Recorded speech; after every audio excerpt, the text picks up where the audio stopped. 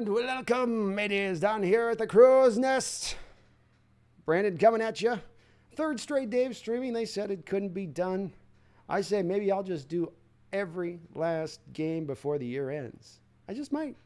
You never know. You never know. I'm a little bit crazy like that, folks. And I still got the fever. I'm a man, a believer. I'm not bailing quite yet. I'm here. Look, now I'm right where I should be. Loving this team. Come with me now. You too can also enjoy. Hope you guys are doing well today. I'm feeling particularly good. Got a little night game. Got a little Monday evening. Just about to head through into the dog days of summer here in about another week or so. It's hot as hell here in Spokane. Hope you're doing well where you are. I guess it's a little worse for you all in the south. It's literally things are for flame down there, so I won't call to that. We're doing much better than that right now. But really appreciate all the new subscribers and people hitting the like button on the videos. You guys have done a great job. We've had some awesome growth and actually some really good activity with people watching these live streams. So I enjoy doing it. I'm going to be watching the game anyway. Might as well be doing it with you guys and taking it all in. Of course, today we've got a return of Julio back into the lineup. No doubt that sore wrist is not 100% by any measure, but hopefully it will be enough to where he is not, fully reduced enough to where he can't at least inject a little bit of juice into this lineup. This is certainly one that you look through that 3-game stretch, and it was probably as poor a 3-game series, I think, from this lineup as we've seen this year. And that's kind of saying something because the lineup's not been necessarily a strength of this team overall through the course of the season. But the bats were not particularly great. Not a lot of an ability to try to even take pitches, not an ability to show much of a way of fighting off tough pitches to get their pitch. And then when hitters would get their pitch in those rare occasions, with those Texas starters in particular, Mariners weren't able to do anything with it. And so you hope they can turn that around. Obviously, your level of competition goes down fairly steeply here against the Rangers, but the Rangers historically through the years here have played us pretty tough.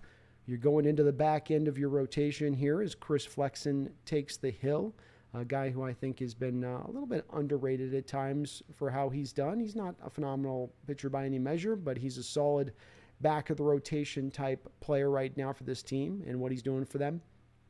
Go into this Texas lineup and see if he can stem off the bleeding. Get the artery cauterized or get a tourniquet on it. One of the two. But Chris has got to come out there with the med jacket. I need the stethoscope around his neck. We need him to deliver us unto a victory here because the team could kind of use it. That was a really tough gut punch kind of series against the Astros. And so you hope hopefully he can give you that today. Hopefully Julio getting back in the lineup here can help. And Mitch Haniger can't return fast enough as well. So please, Lordy. As expected, we are not going to see our man out there in left field. Frazier's going to take over in left field for the injury to... When he starts to hit better, I'll remember what his name is. I don't know why his name's slipping my mind right now. But the Hoozla Doozla guy got injured yesterday, twisting his ankle on the base. So I'm guessing he's probably in a day-to-day type state of thing. But then aren't we all? All right, Flexen here with the first pitch of the game. Pumps right a fastball right down the middle of the plate. Says, I know you're taking out the gate. And Better says, well played. Well played. Winker.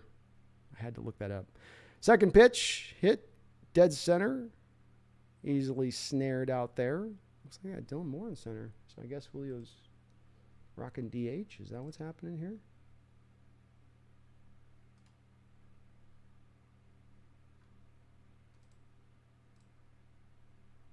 Winker, thank you, 283. Alex Heineck, good to see you in here, Sector 7. Hello, hello. Big Country, what's up? 283. Yo, yo, yo, yo. Sad to see the Blue Jays are back ahead of us in the wild card race. It's a long year yet.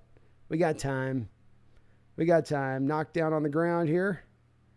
Easy play there for Crawford. Throws right on over to France for the second out of the day. Nice job here by Flexen. Let's just get right in him. Get right in him. Just pound that zone. Get those bats off those shoulders. Well, looks like, they're resting Julio. No, they said Julio was going to play tonight, but indeed it looks like must have been a game time decision. Indeed that he is not yet coming back. Bummer.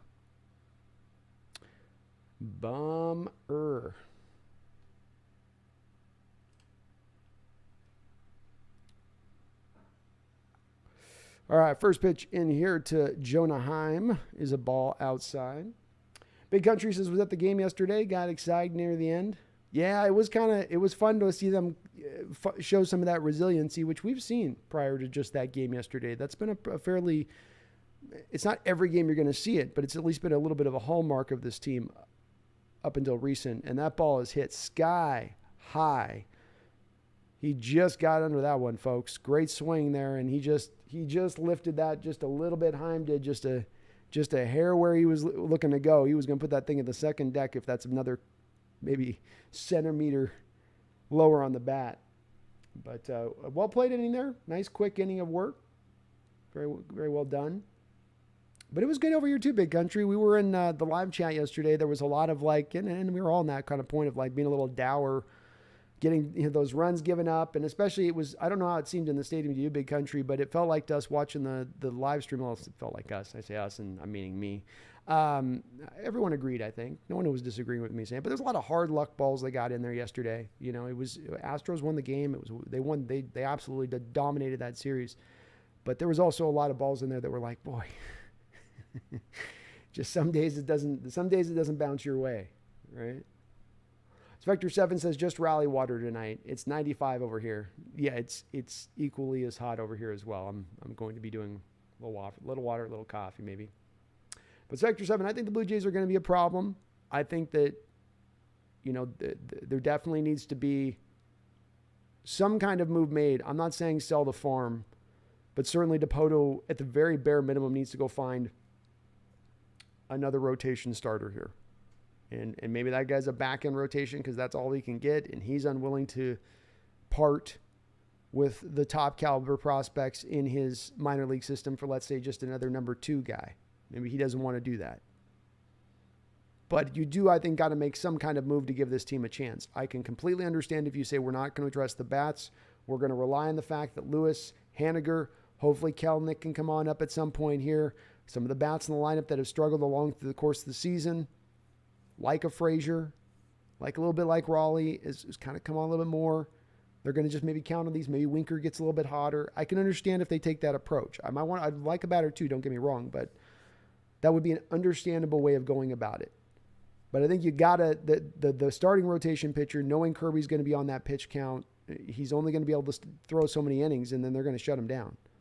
And there's no way today we're going to lose to a guy by the name of Otto, right? Otto's not beating us. Getting beat by a guy named Otto is like getting beat by a guy named McElhaney. Otto better not beat us, okay? I saw the ERA already, but I'm just saying let's not let this happen. First pitch, strike, top of the zone. Well done. Crawford takes for 0-1. Mark Havercorn, what's up? How you doing, Mark? I hope Hamburger comes back soon, very soon. We need some bats in this lineup. We need some bats. It's guys got to start hitting. And beyond just needing bats for guys hitting, honestly, I need professional hitters getting up to the plate here. I get the strikeouts are up, get it. I get the batting averages down, get it. What I don't get and understand, though, is the walk up to the plate with no type of approach or plan at times on a consistent basis. And that's the part that there's guys in this lineup that have that look at times. Crawford's 0-2 here after fouling off the second pitch. The delivery comes in and fights off a tough little fastball right in on the hands. It looked like a four. Was that a four-seamer there? Yeah, that was a four-seamer. That had some good movement there at the end. That guy right in he got his hands around on it. That's what I'm talking about, though. You get 0-2, okay, you're 0-2. Now don't go down dying easily. Here's the pitch, 0-2. Again, fights it off. The ball's winding down. Long run for the fielder. He tracks it down. Well done. Almost, really, that should be the left fielder's ball. He probably wasn't going to get to it.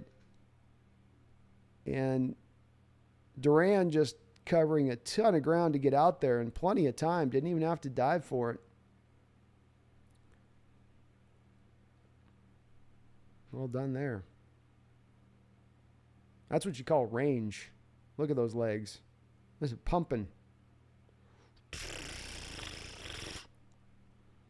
I mean, he was legit like parallel to where a left fielder sort of sets up in the outfield prior to the play where the third baseman ended up getting to. All right, here we go. Come on, let's get this rolling now. Let's just get up and get on top of this team out the gate. Let's not mess around. France steps up and takes one ball out the jump here.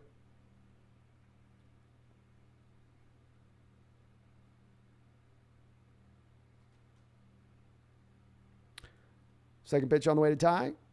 Slider, he smacks it into left field down the line. It will not quite reach the wall. He takes a wide turn at first base and pulls that E-brake up fast and says, yeah, I'm not that fast. Couldn't quite get it out there into the corner. Good job by the left fielder there to cut it off. Pressed a little bit initially here with the Texan. I'm S-talking right now the left fielder on the previous play for not getting to a ball that he made his third baseman get to, and then he shows off a little bit of his own ranginess there. Maybe he was hearing me. I got to pipe down a little bit. I got to quiet myself. Well, we got France on first base. One out. Here comes Santana to the plate. Gets his Velcro gloves tightened up. Tight. Here's the 0-0 delivery. You always like this here when you get a lefty up after he gets on base like this, where you've got the first baseman then held over on first base and you got that natural hole over there. I didn't see if they're pulling the shift on him at this point, but I'm guessing not. Rangers are going to try to pitch away from him here to stay out of that. I'm a lefty. That always used to be the easiest thing as a lefty when you got up, is if you had the guy on first base. That with a second baseman there, that hole looks just gigantic when the first baseman's not just playing his normal position off the bag. And they are maybe they are doing a little bit of a shift. Smartly done there. That's a good way to combat that. That's going to be a problem next year, though, when the shift is removed, because you're not going to, I don't think, be able to do the same kind of thing. What's odd here is that then they're still pitching him away. So if you're going to run the shift, don't you want to go inside on him? Why do you go shift to they had the catcher setting up outside. And he's going right back to the same spot. Interesting. No, strike. It's a fastball down the middle of the plate. I will say what's interesting here out the gate with this, and this at bat, is that he's not hitting his location here. It's early on. Just kind of finding yourself. Mark says, as far as patience at the plate, I think Verlander spooked us a little bit. What's up, everybody? I think he did. And it was a slider. He just swings right over the top of Santana. 2-2. I think he's the type of pitcher to do that to somebody, Mark. It's understandable. I'm not going to hold the team's feet to the fire. Really, over this whole series, I'm not going to get too much in a tither about it. It's tough that you couldn't make more of a statement, but it's not about the battle. It's about the war.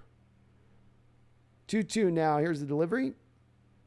Another slider that sort of hangs up there just a little bit. It's again where you got to... That's outside. That's where he is a hitter. You gotta go with that pitch, and you can actually get some good drive on it. But he just kind of gets his top hand turned over there, pulls it foul because it's so far outside. You're not going to do anything with that trying to pull it. And again, right now they're showing you got three fielders on the right side. You got Seager sitting right next to second base. If they're going to throw that to you outside, front shoulder in, take a step towards the third base bag and try to put it out there, and instead he yanks it back over into a double play. It's part where the hitters, again, will complain to you about this shift, where they say, you all tell us to go the other way with the shift. You all say, go the other way. And you act like it's easy to just have a pitcher throw a 96 with incredible movement in on my hands and then get that ball to go to the other way. But when the pitcher is throwing to the outside part of the plate, and I'll let the chat help me out with this on your guys' thoughts with this, but when the pitcher is doing that, what is the excuse at that point? You know, I mean, it's right there. He's throwing you three or four straight pitches in that at bat, letting you know this is on the outside part of the plate. Look for this in this location. This is where they're attacking. They're doing the Uber shift on you, where there's practically four guys to one side of the field. You know, I can get the argument from the hitters that tell me it's impossible on the hands. It's impossible with the explosiveness all these pitchers are able to throw with, not just in their velocity, but with their movement. But that's a little bit of what we talk about, like with the last series that they played in, where you're going, okay, but what are you thinking as a professional hitter there up at the plate? Where are you looking and what is your process?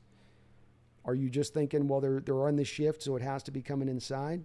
Maybe that's that. And maybe I'd do the same thing. Interesting, though, as far as just how that played out a bit. 283 says, this is a huge series. We have another series against the Astros and 2 against the Yankees in the coming weeks. It'd be a good time for this team to reignite that hot button. Don't let this thing go cold. And hopefully that they're just being careful with Julio, and it's not a matter of, you know, that this is anything super serious. It's not the worst of times, quite honestly, to give him like a week and a half off. It's not the worst thing to do at this point in time coming off the All-Star break. Kid's a rookie, 21 years old. Having him go out and play 150 games in a season is probably unrealistic. So taking a little bit more time here does make some sense. You do get a little worried, though, when they're reporting to you that they intend to have him in the lineup today, and then he just pulled out last minute. That's when you go, well, wait, is it just a day-to-day thing, or is this he's trying to get through something that should be taking him actually weeks? First pitch looked like cutter. I was trying to figure out what pitch that was. So we got a nice little cutter there on the first pitch by Flexen. Gets a swing and a miss. Flexen doing a nice job of mixing his pitches here early on. Very good job. Very good job. Good job. Here comes the 0-1 delivery by Flexen. Slider misses just off the plate.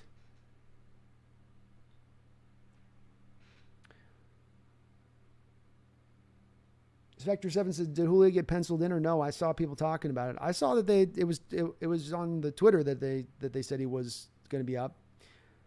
A high drive deep into left field, long run. He's up on the track and makes the catch. What a grab by Frazier.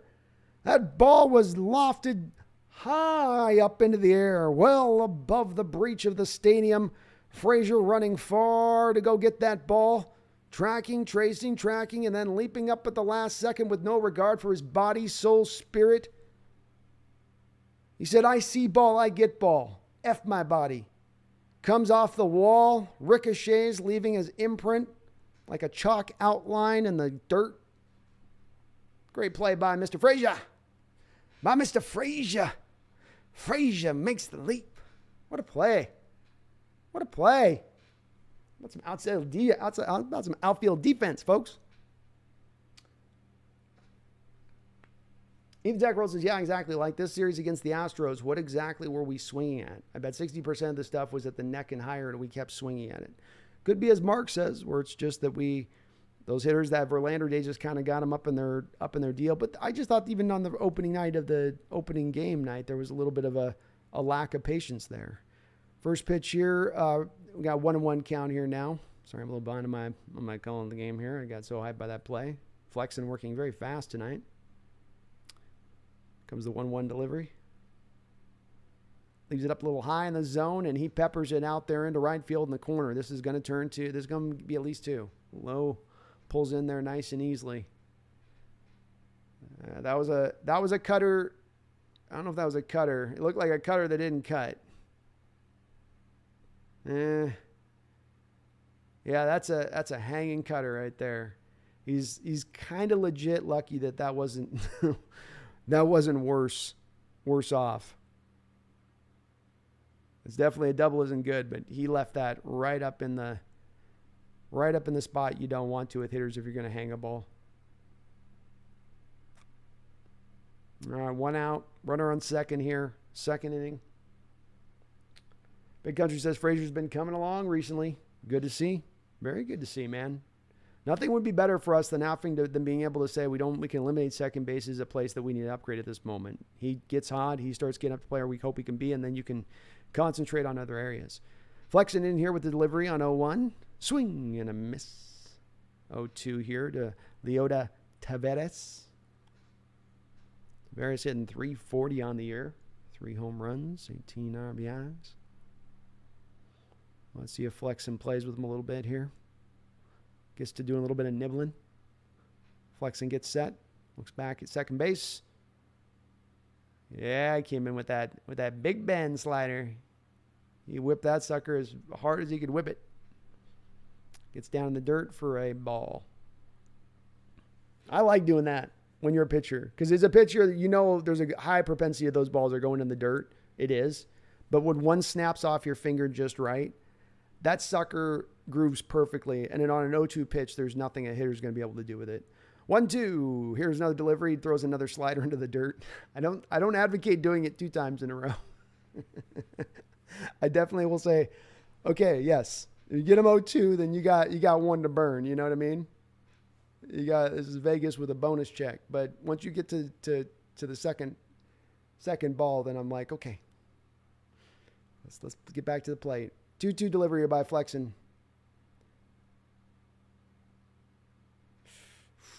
Flirted with hanging another cutter there. But he did get a strikeout. Swing and a miss. He left that again. Cutter up in that zone. It's got some, I don't know, maybe it's just a slider, just kind of didn't slide much, so it sort of turned into a curveball.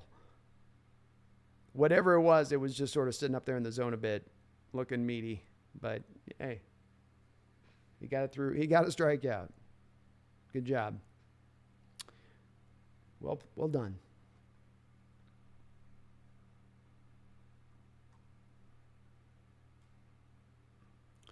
All right, pitch into here to Cole Calhoun is a ball. Big bending slider. Oh, a changeup. Okay, he's got some movement on his changeup. Hadn't been noticing that with Flexen. Well, you usually want the changeup down at those knees, right? Like you get that thing up at the chin, and comes the 1-0. Probably another changeup that looked very similar to last. He's living upstairs with the change. He's up in the penthouse with the change right now, folks. We need him more down. We need him more down on the second floor with that one. All right, we got a 2-0 count. Runner takes a nice long lead at second. Another big bending change. That was a slider. His slider and change look very similar. And they do very similar things. I don't know if that's a good thing or a bad thing. Sector 7s, we just need to get the outfield health figured out. It's just a rotation of injured players, I feel like. Facts. Big facts. All right, Flexen's got him here on a 3-0 delivery. Let's not give this kid anything to hit. You got to do a walk here, then he leaves up a 92-mile-an-hour fastball at the top of the zone. Gets him to foul it off, though. Flexen playing a little bit with fire here in this inning. He's lighting the match and holding his hand above it. Let's get the... If I was the catcher right now, I'd be doing this motion. This is my motion I'd be doing him before the pitch. All right, 3-1. Flexen gets set. Looks like another slider there, top of the zone. 3-2. It touched right on the edge of the zone, so it is a good pitch at the top of the zone where he's got it at the borderline at that point. But boys, he's scaring me here. Scaring me a little bit, Flackers. All right, 3-2, he comes set. Runner in second takes a very wide lead. Here's the delivery, and he just says, I'm going to give you the cheese. You can't touch my cheese. Fastball right down the middle of the plate. Catcher says slider. He goes, Catcher says, you want to do the cutter? Catcher says number 1. Mm-hmm. Yeah. Flexen dialed it up on that one. I love it. Mano a mano. I ain't going to mess around with you. I'm done playing with you. I'm done putting balls in the dirt. D-Boy! What's up, D-Boy? Good to have you in the house, man. Good to see you. Thanks for jumping on in. Said, I got to mod you up in here, man. I need to get a couple mods in here. I'm not trying to put you to work or nothing, but at least makes us look like somewhat legitimate. We got a mod. Oh, no. I need to not.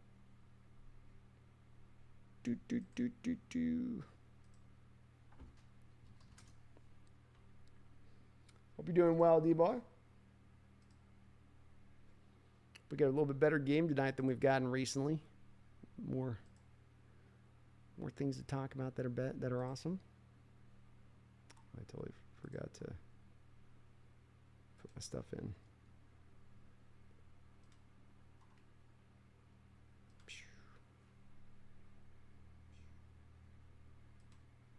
All right, let's get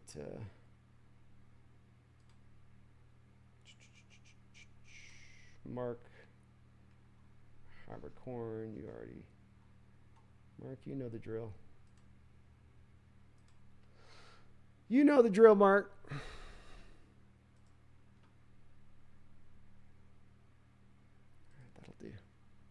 That'll do. I hope you're doing well, though, D-Boy. It's good to see you in here, man. Mark, the formula is quality starts backed by great defense and timely hitting.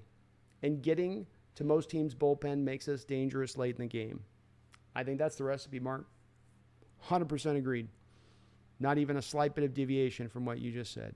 Everything, I'm on board with that completely. I think that's the formula short term and long term.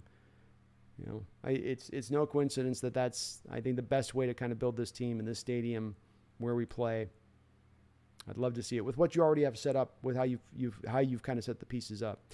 All right, Suarez takes a first pitch ball for the first time in like 3 games. Pitcher quickly comes back with a fastball auto on pitch number 2 for a 1-1 count. Suarez struggled through that series against the Astros. Here we go. Auto comes set. 1-1. Little slider ducks in up over the plate on the outside edge of the corner for a strike. Well, I guess they're calling that a sinker. Sinker sliders are very similar to me on this. I got to get better at locating that. 1-2 delivery. Another sinker slides on and down on the ground there. Good eye by Suarez. Chronos, good to see you in the chat. I'm doing great. Hope you're doing well. Hope you're doing good as well. Sebas Munoz from Colombia. Hope you're doing good out there in Colombia. Welcome on into the Crow's Nest. Hope all you doing well tonight. Mark says, okay, Flex. I know. I didn't know Flex had that. A little bit of bulldog to the guy, huh? Got a little frothy mouth on him. I like it. I like that from Flex. King Bookie, Nation Alvarez. Yo, what's up? What's up, Alvarez? 2-2 pitch is high. 3-2. Very nice job here by Suarez to work this count. I've been giving him some grief, but let's give him some props. Working some pitches here. Got behind in the count early on. Got himself back on top of this thing here to lead this inning off. Suarez coming with a 32% K rate this year. 3-2 pitch. Pounds it down into the ground over the shortstop. Has got a nice, easy can of corn play. First out. First out. See, I ain't going to grieve a guy if he does something like that. You get the pitcher in 5 pitches, get a foul here, throws you a tough pitch. C'est la vie.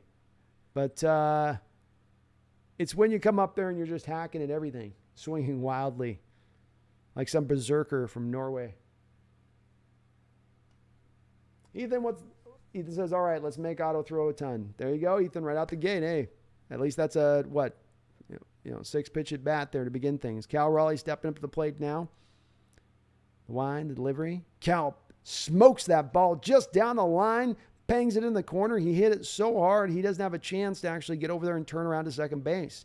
He absolutely hit that thunderstruck style right up off of the wall, and that thing ricocheted right back into Garcia, who was able to quickly get it inside. He didn't have a chance to think about getting to second base. He hit that thing so hard, even though it did hit the wall, but boy, just right inside the bag there. Great job by Cal. Beautiful swing. Just nice, quick, even. I feel like when Cal goes wrong, it's when he's going to have a natural uppercut, but when he goes wrong, it's when he's going with the too much of the uppercut, leaning too much into it. Just a little bit too much. Frazier steps up here now and takes strike one. Frazier hitting .237 on the year with 3 home runs. Mark Uppercorn says, what do you think of the USFL guys the Hawks are trying out? Edge rusher, I think. I haven't looked at him too much, to be honest with you. And ball one there on Frazier, 1-1. You know, with me on these guys, there were these flyer guys, Mark, and I get on the channel like Levi Lewis was the latest. There's these guys that people, and you end up looking at these guys a ton only to come find that they don't even get out of the first week of training camp. And I think the odds are long on a USFL guy. Now, with that said, you have Brandon Browner, and Frazier smacks a ball right around the same spot that Cal Raleigh did in the last pitch, but he missed it by a few more feet foul. That'll draw him up at a 1-2 count here. So I'll look at him though, Mark. I'll take a glance at who they're bringing in and maybe see if I can find some college tape on him, which is probably more of what will kind of inform me a bit on what they're doing. But I love this new football league, man. Having these extra leagues now that can serve as a minor league system, which the NFL's not had, is very big. 1-2 pitch. That had to be a nasty slider, and that thing just turned right down to the back foot of Frazier, yet he still swung through it. Nowhere near the plate, seemingly. I mean, that ball ends up almost behind him. There was so much bend on it, but he just sort of committed to swinging.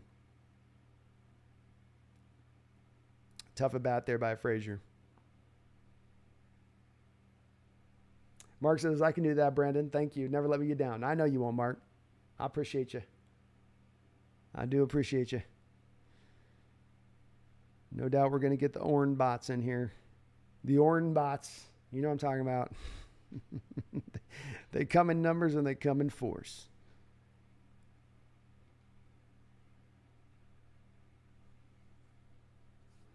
All right. Toro fouls off the first pitch here. Little knuckle curve. Damn, Otto throws a knuckle curve. That's a hard pitch to throw.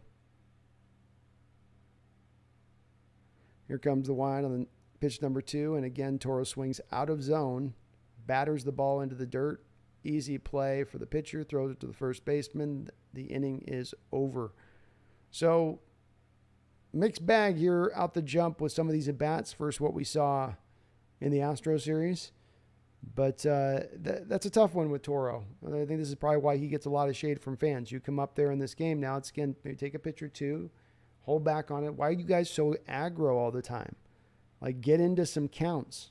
It's not like they aren't striking out anyway. I mean, they can't come back to you and say, well, I'm really scared about striking out. So I just want, if I get one good pitch early in the bat, I want to make sure I'm on that pitch because I'm not going to get another one with the maybe. But Toro seemed to like almost decide on both of those 2 pitches prior to the pitch that he intended to swing. D-Boy, did Brandon answer my question? My Wi-Fi went out. Let me check out. Let me show Brandon any news. Oh, sorry. No, I didn't answer that, D-Boy. It said, Brandon, any news on when number 17 is coming back? Is that Haniger? Wait, don't do that. Didn't do that. You mean Haniger? Haniger.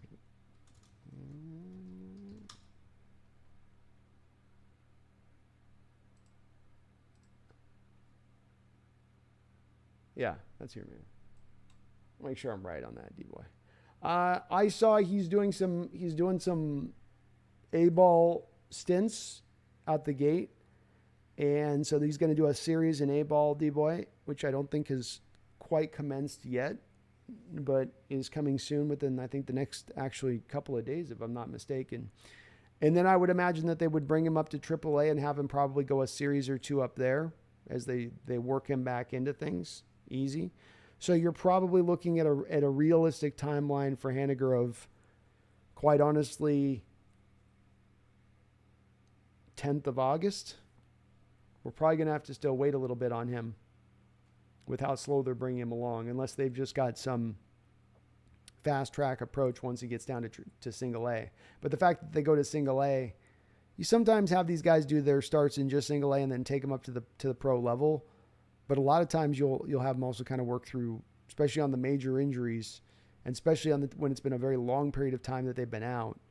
You're going to give them a little bit more time to get acquainted with coming back. So I'm making a guess on that, D-Boy. That's purely on my part of guess, but they've also not given us a solid timeline yet. Exactly. First pitch out the gate here's fouled off, 0-1. Second pitch by Flexen, knocked down into the ground away from the shift. Nice piece of hitting there. Duran gets aboard. Nothing fancy. Hit them where they ain't.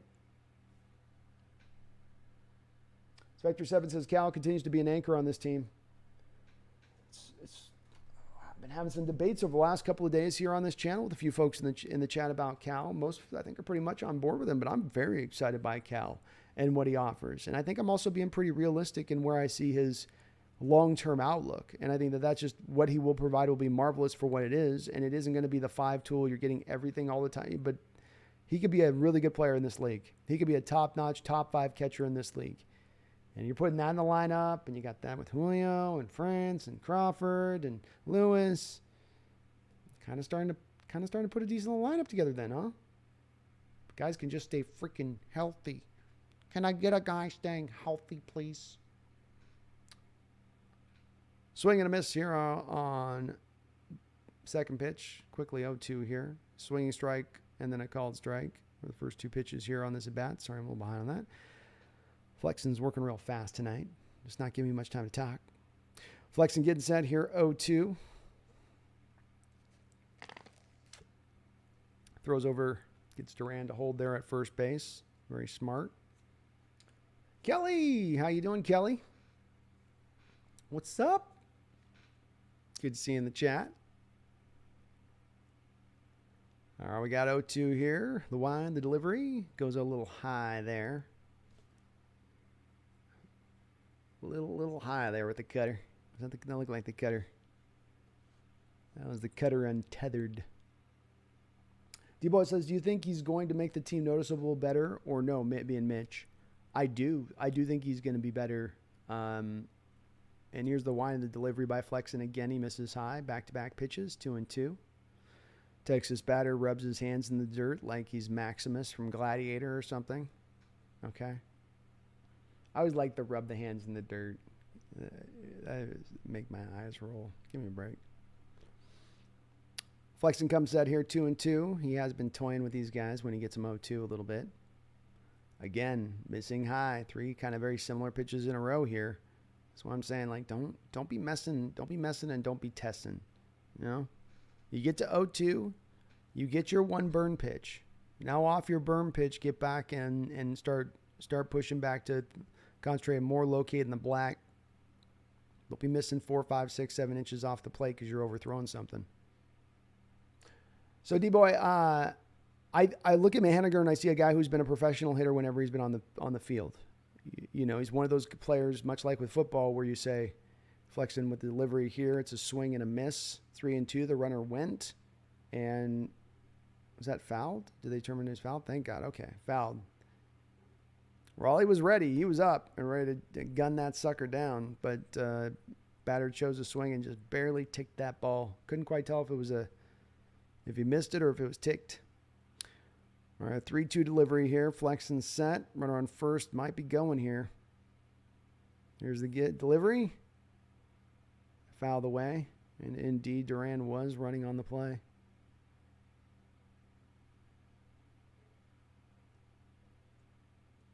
It does make sense to run, even if it's not 2 outs with a 3-2-0. I like this. This is one of those new analytic things that I like. Makes sense. Nice pitch by Flexen there. Kept that low. Here comes the 3-2 delivery. Oh, great pitch, but a better piece of hitting. Very well done. Singles it out into center field. Runner's not over to left field, sorry. Runner's not able to get over from second base, but a very nice job. He got on the outside part of that plate. Good movement. Nice plane on that ball. Just hitter stayed with it. Didn't try to do too much with it. Good piece of two-strike hitting there. Frustrating as you watch some of these other teams that we played with Astros and Texans here in these games doing things to a degree you're not seeing the Mariners do with their approach at the plate. Not everybody in the Mariner lineup. I'm not trying to do the broad brush paint, but smart hitting there. 0-1 count now here as Marcus Semien steps up to the plate. But D-Boy, I do think that you see in Mitch Haniger a guy who is hit every time he's on the field. It's just a matter of him being healthy to get on the field. And that's been where he's really mainly struggled to me when you look at him through his career. But when he gets on, he's going to give you a very similar kind of game to what Ty France gives you, maybe like Ty France light in left field. And Ty France light in left field, and that ball's hit hard on the ground. This might be a double play ball, flexing over to try to cover, but cannot get there in time. Or Crawford just decides to not even give it a try. Semien was burning up the base pads there to get up to first. Runner does get over to third, but Seattle now does have one out. A double play possibility in play here. Nice job by France. Semien must have just been running. Crawford didn't even make a throw of it. And I don't know if he just maybe thought Flexen wasn't going to cover, but he might have had it there. I mean, Flexen was covering. Odd choice there by France by Crawford not to let that go there. Kind of strange. But if you look at that, D-Boy, it's really then the measurement about, okay, if he gives me Ty France light in left field and play, if he hits 280 with reasonable power, gets his share of walks, what have I been getting from that position throughout the course of this year? What, maybe 220 with below average power to put it best? So it's a huge leap forward to inject Haniger in the lineup, not only for what he provides as a above average bat in Major League Baseball, but because he's also bringing you up so far from where the position's been at. First pitch swinging miss on Corey Seager. This is a very important bat here, folks. Corey, one of the more dangerous hitters in this lineup. You know he wants to do the Mariners dirty for how they did his brother.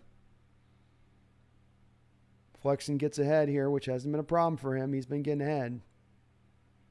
0-1 delivery. Ball's down in the dirt. This is going to score the man in from third base. Flexen just overthrew the pitch again. He gets up and counts a little bit, and he starts trying to tap into, I'm going to overthrow this thing a little bit and try to get my swing. And I can advocate for that when you're 0-2, but 0-1 is not the same as 0-2. And if you got a runner on third base, it's got to factor in how you're throwing that thing. He's going to make Cal work tonight, though. Cal's going to be like a goalie back there. All right, ball 2. 2-1. Runner proceeded to second base. You also lose the double play ball here. Tough. Another ball down in the dirt. 3-1. So I do think D-Boy, I'm excited by him. He's going to help with that. Same thing, I think Lewis kind of gives you the same exact thing from the DH spot. Once Lewis gets comfortable and is able to get back into it, I mean, he just hasn't been able to play and get himself to knock the rust off. And I'm not saying we're going to get rookie of the year type Lewis, but he'll be even better than what he's been here so far this year when he really gets himself set. And those 2 points in this lineup are going to help out, I think, considerably. Say nothing of Julio. All right, well, he does draw a walk there. So I wonder if they maybe just said, let's just walk him and keep the double play potential in here. Heim will step up to the plate now. Flexen's already worked here through 39 pitches with only 1 out here in the top of the third. He is laboring. He's sweating. He's chewing on that gum like a horse chewing on their hay. My man's looking wound up. Devin Martzell, what's up, man? It's good to see you, too. Very good to see you. Delivery in is knocked up high into the air. Ball's falling fast.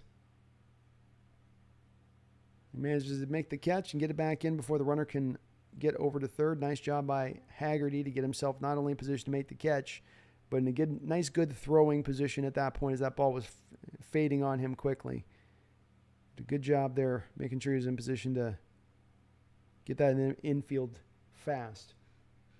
Cordos, I know Julio missed the weekend series, but he's not playing tonight. No, he's not playing tonight. I know they had said that he was, but he is not. And I do hopefully Kelnick comes up too, Big Country.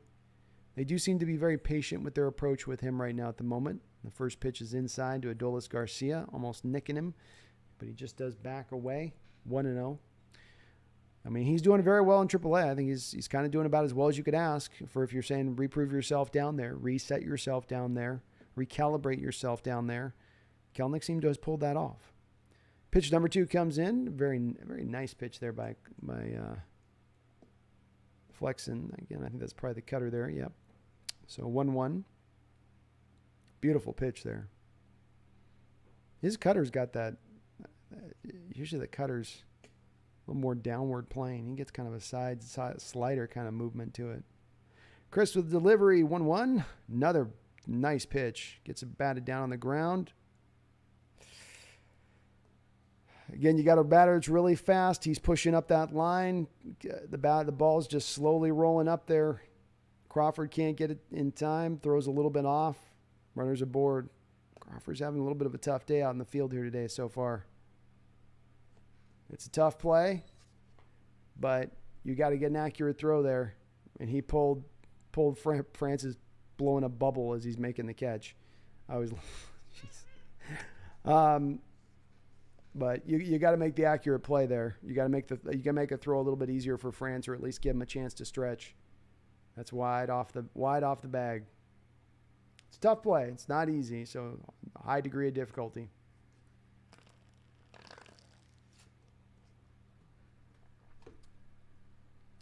D-Boy says, Brandon, who's your starting outfield lineup? Left field, center field, right field. I think I would go. I had thought about this. I got thoughts on this. One sec, D-Boy. Ball's batted foul here, 1-1. 1-1 now. I think left field, you play the lefty-righty matchup. So Haniger's out there against lefties and the occasional right-handed starting pitcher, and then you run out. Blanking his name tonight. Winker out there against the righties, so you give him advantageous matchups. I don't think you need to do like 50-50 or whatever. I mean, and again, Winker's going to get a lot more run if you do that purely. So I'm not saying run that purely that way, but certainly find a balance to it. I think initially out the gate, you got to play Haniger quite a bit once you get him to the pro level, so you can get him fully to whatever level you're going to get him this season, because we're going to start to run out of time here. 2-1 pitch here now to Nathaniel Lowe. Nice pitch down low in the zone. Flexen's not pitched too bad in this game. He's kept his pitches in relatively good positions. He's working fast. He's staying in on the counts. Made a nice pitch there to the previous batter. Just kid's got some wheels. All right, 2-2, 2 outs, 1-0 Texans. This looks a lot Texas. This looks a lot worse than it is right now. Let's close this down, Chris. The wide, the delivery. Swing and foul back. 93-mile-an-hour fastball right at the top of the zone. Alex says Mariners really need to pick it up again. They do. Just need an injection of life. And Julio, you can feel Julio's presence missing. Not just in his ability, what he brings to this lineup, but the energy.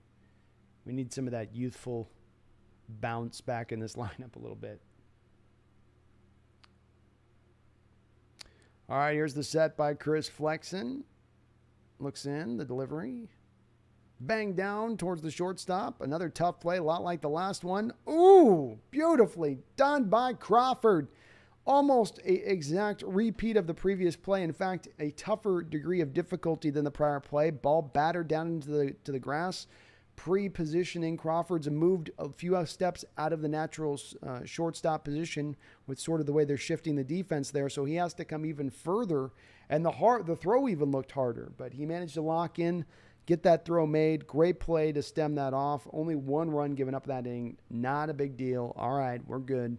Nice job by Chris there to batten down the hatches there a bit and get out of trouble. Master Chief 0970 says, today's thoughts on today's report on DK. I think as you know, Master Chief, I've been commenting pretty consistently that I've thought that the negotiations have been going onward with DK, and that these things have been long in the process, and that they're pleasant negotiations, if I can put it that way, versus, they're at each other's throats, and DK's like getting ready to scrub his social media profile or something. Every other indication on this seems to be that he's completely happy here. Yeah, the negotiations are taking way longer than you or I would like, but that doesn't mean that the deal is not going to get done when it's all said and done. And I do believe that that this deal does get hammered out. So one way or another here before camp, and maybe they're just putting through the final details here. So I say this in regards to your question because today's report basically confirmed exactly what I've been saying and thinking has been going on for the past month and a half. I did think the deal was going to be done earlier than this, but I also still always thought the deal was going to get done one way or another. I am a little concerned it's getting this deep. We're 2 days away now, right? Or 1 day away, or 2 days away from the start of camp. And as you know, you can't really hold out as a player. So then there's a whole bunch of like, okay, what does he do? Does he come in and he's a hold in like Jamal Adams last year? It's worrisome. But again, it's just another indication here that we can all take a deep breath, and those of us who especially love DK Metcalf and him playing in Seattle here, and go, okay, he's going to be here. He's part of the long-term plans. If he was being traded, if that was what was on the table, we would be hearing other reports, right? We'd be hearing other things out there being reported speaking to that, and we're not. We're not even hearing even the vague whisper past these national pundits roster baiting over adding DK Metcalf to New York or something. Bastards. All right. So let's see if Seattle can get after this guy, Otto. It's Otto time. It's Otto suck time.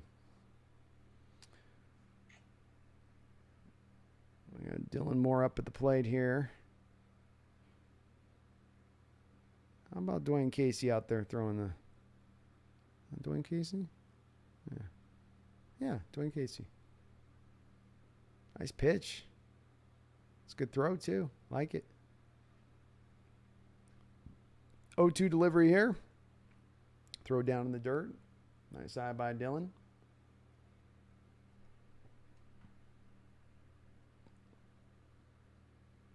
JP redeemed himself. He did. It was a harder play, too. Play number 2, I think, was tougher than the first one. All right, the 1-2 delivery here to Dylan. Ooh, he almost got him to swing on that one. Nasty little slider there, swept right across the plate, and Moore just was able to pull that bat back up onto the shoulder. He gave him the Gandalf, not today. All right, 2-2 pitch here. Here's the one, the delivery. Battered foul right behind him. Salvador Chavez. How you doing, Salvador? Thanks for jumping on in the stream. Appreciate you. Mark says, Petty Officer 2-class veteran here, Master Chief. Go Navy. All right, hey, go Navy, Mark. I got a Marine in my family, so we have some loyalties to that side of things. And that's a swing and a miss on Dylan Moore. Tough pitch to hit there, but just swung right through it. Was that guy's? Is that knuckle curve? Yeah, that's a knuckle curve. God, he throws it good. If you can throw it, it's a tough pitch to hit.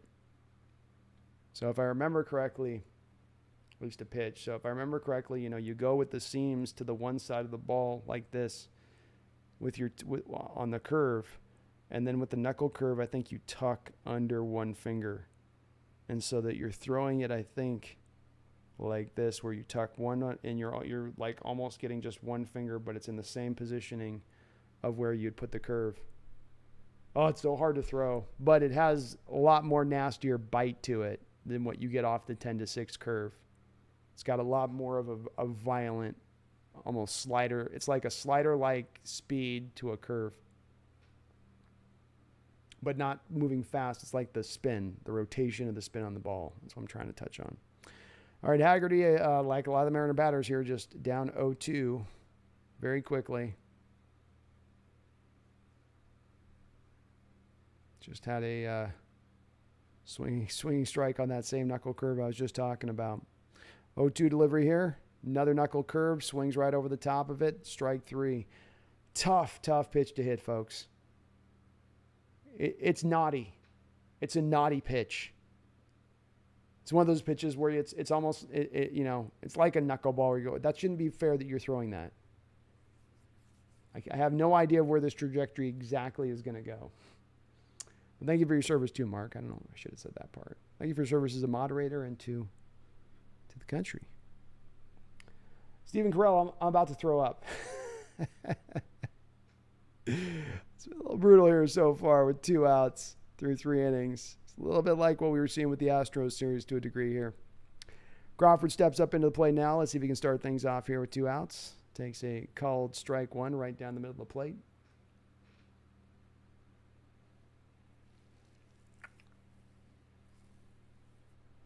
Mark says not a good time for a freebie, first error in 2 weeks. Yeah, that was a tough on the timing of that one. Could have closed things out without. Of course, they kept the bleeding down, so he redeemed himself. That's what you meant by redeem. Nice eye here by Crawford. Takes the second pitch outside. Crawford hitting .262 on the season with 5 home runs and 26 RBIs. Along with France and Julio, the real consistent members of this lineup. 93-mile-an-hour fastball rides a little bit high for ball 2. Crawford takes a big, deep breath. Steps back into the box, pads down the plate. Ready to get to business here. Otto comes set. Another knuckle curve. Beautiful piece of hitting there by Crawford. Foul. A knuckle curve right from the top of the zone and the upper part of the zone outside for Crawford down to the inside part of the zone in off the plate. And he sweeps that bat through the lower portion of the plate to manage to get the coverage there, just missing the inside of the foul line. But a beautiful piece of hitting there. And that's one reason I always tell you folks, when you look at these lefties, always look into that danger zone of, even if you throw a gnarly pitch, if it's down inside at the knees, they are golfing enthusiasts when it comes to those type of pitches. Otto tests his luck again, trying to come right back. Instead, though, of the knuckle curve here, he comes back with a fastball inside at the knees. Like the pitch change there by Otto. You come in with that knuckle curve, and then you come hit that same location on the second pitch with a 94-mile-an-hour fastball. Makes it hard on a hitter, right? 3-2 count. Great at bat here by Crawford. Again, much like the pitch just a sequence ago, knuckle curve diving inside, down at his ankles, and he just manages to whip through that golf stroke and take it foul. It's hard to keep that ball fair because when you're making that contact with the barrel of the bat, the physics of it almost don't allow you to draw that thing in fair down that pole with how you have to hit it, because it's gonna hook more than it's gonna slice with the way that you're hitting it. So even if it's even an inch carried foul, it's gonna keep carrying that way. 3-2 pitch knocked down in the ground. This will be an easy play for the fielder, and that will retire the side. Well, tough little opening three innings here for the batsmen here in Mariners. Only 2 hits. It's not bad through 3 innings, I guess. You got 2 hits, but not a lot else in between those hits. Bit of a rough start. Master Chief, it is good to see you in the chat, by the way. Mark says, my mom being a Marine hates this saying, but Marines do the Navy's dirty work. Laughing my ass off. Well, hey, you know what, Mark? She may hate it, but my brother would laugh and say that's true. So, you'd be like, yeah, that's right. Uh-huh. My brother would go, uh-huh. Yeah. I always say if a draft had ever happened and I was too young to be in a draft, I would have gone, no disrespect, but I would have gone Navy. I would have been Navy. I ain't gonna do that Marine stuff. Tip of the spear mine. No. Stephen Cottrell, I love watching 5 ERAs trash can pitchers decimate this Mariner offense. I wonder what is the weakness is for this team. You know, I mean, it's a sample size over those last 4 games of doing this live and concentrating it on this way as we're discussing it. But you saw the Astros with a plate discipline and an approach to that 3-game series that was operating from a very almost different realm from what the Mariner batsmen were operating from. And it's not in totality. There are guys in this lineup that can draw those kind of at-bats and make it hard on pitchers rather than making it easier on them. But I do think that there are guys in this lineup that at times make it easier on the pitchers. And it's going to be hard to generate consistent run production if you're stacking too many of those guys up in a lineup that are doing that. I love what Eugenio Suarez has brought to the team, and he's been clutch with some of those home runs, but the strikeout rate is ridiculous, and he's all feast and famine right now. And Winker has, again, like him, had some moments that he stood out, but the bat has just not been there consistently for what we thought we were getting with this guy. And a lot of these guys, you're not asking them at times to hit 300. You're like, dude, can you just hit 265? Can you just hit 265? I won't talk to you about your power. I won't talk to you about your double. Just 265. And I know it's hard. This is the Major League Baseball right now, where every team to a degree is dealing with this, but they've got to find a solution here. And hopefully the guys coming back can help, which I think they will. Early on here against Taveras, Flexen has drawn into a 2-1 count after falling behind him initially here. Flexen pitching pretty well here through 3 innings. Randy says, Big B, how are you able to decipher the type of pitch thrown? Most of the time I can tell you by looking at it. I pitched for 15 years, and I was a junk ball pitcher. So when I pitched, I didn't have velocity. And when I say I didn't have velocity, I mean it was extreme. And so I had to fall back on tricks of the trade, and I had to learn all of these pitches and how to throw them all. So I can usually recognize pretty quickly what's being thrown. Now I do also have the cheater up there in the if I want to really go look at the feed and just double check that I'm right on it, I can check the overcast. And Flexen gets a strikeout there with the change. But most of the time I can tell. If it's a curve, I can tell. If it's a 4-seam fastball, I can tell. Slider, 100% I can tell. Sliders are the key on the slider difference. Again, it's the 10-6 curve, and then the slider's always going to come violently, especially because it's righties that mainly throw those sliders. It's going to come violently side to side as much as it's going to come down and over.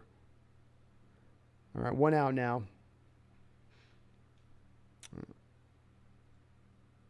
Oh, that was a ball.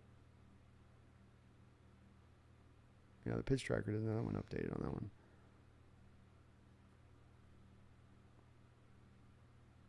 It's tough because he's got a cutter that looks a little bit like a slider does Flexen. So that does make it a little harder with him. But the knuckle curve one is easy on auto. That's simple. You can see that one coming. Those curves always explode a little over the head before they come down. Flexen with the 2-0 delivery here to Cole. 1 out, top of the 4th. The wind, the delivery. Ooh, nice fastball down at the knees on the corner, strike 1. Alex says, do you have any plans going to the All-Star game next year in Seattle? I will probably at that point. I forgot that we had it in Seattle. 100% I'll do that. 2-1 delivery. Knocked foul. That looked like the cutter to me. Let's see if I'm right. No? Was that a slider? See, his slider and his cutter are just... The slider's runs about 10 miles an hour slower. That's the key difference on it. But he's got some similar movement to both of them. And I never actually threw the cutter. That was the one pitch I didn't mess with. 2-2 delivery is again knock foul.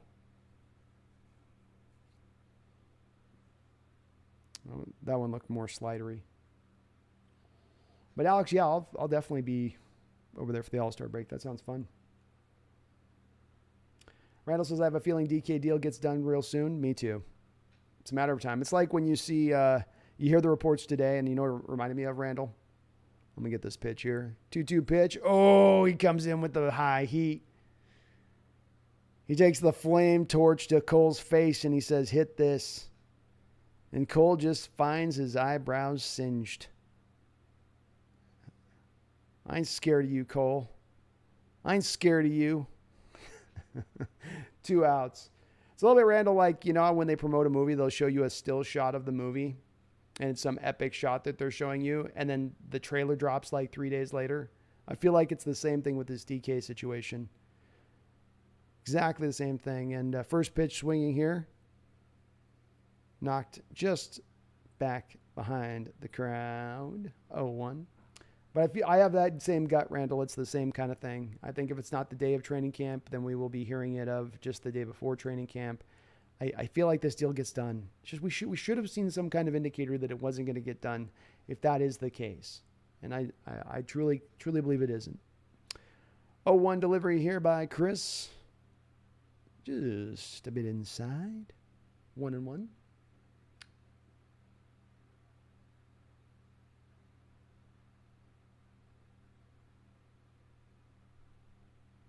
And I did know you were being sarcastic there on that, Steve. I answered it seriously, but I know you were being sarcastic. Boy, a nasty little slider there. He got him to swing at one in the dirt. It's one of those things that eggs Chris on when he gets him to swing at the dirt. He's like, see, I should overthrow it at times. 1-2 delivery. Fastball, high.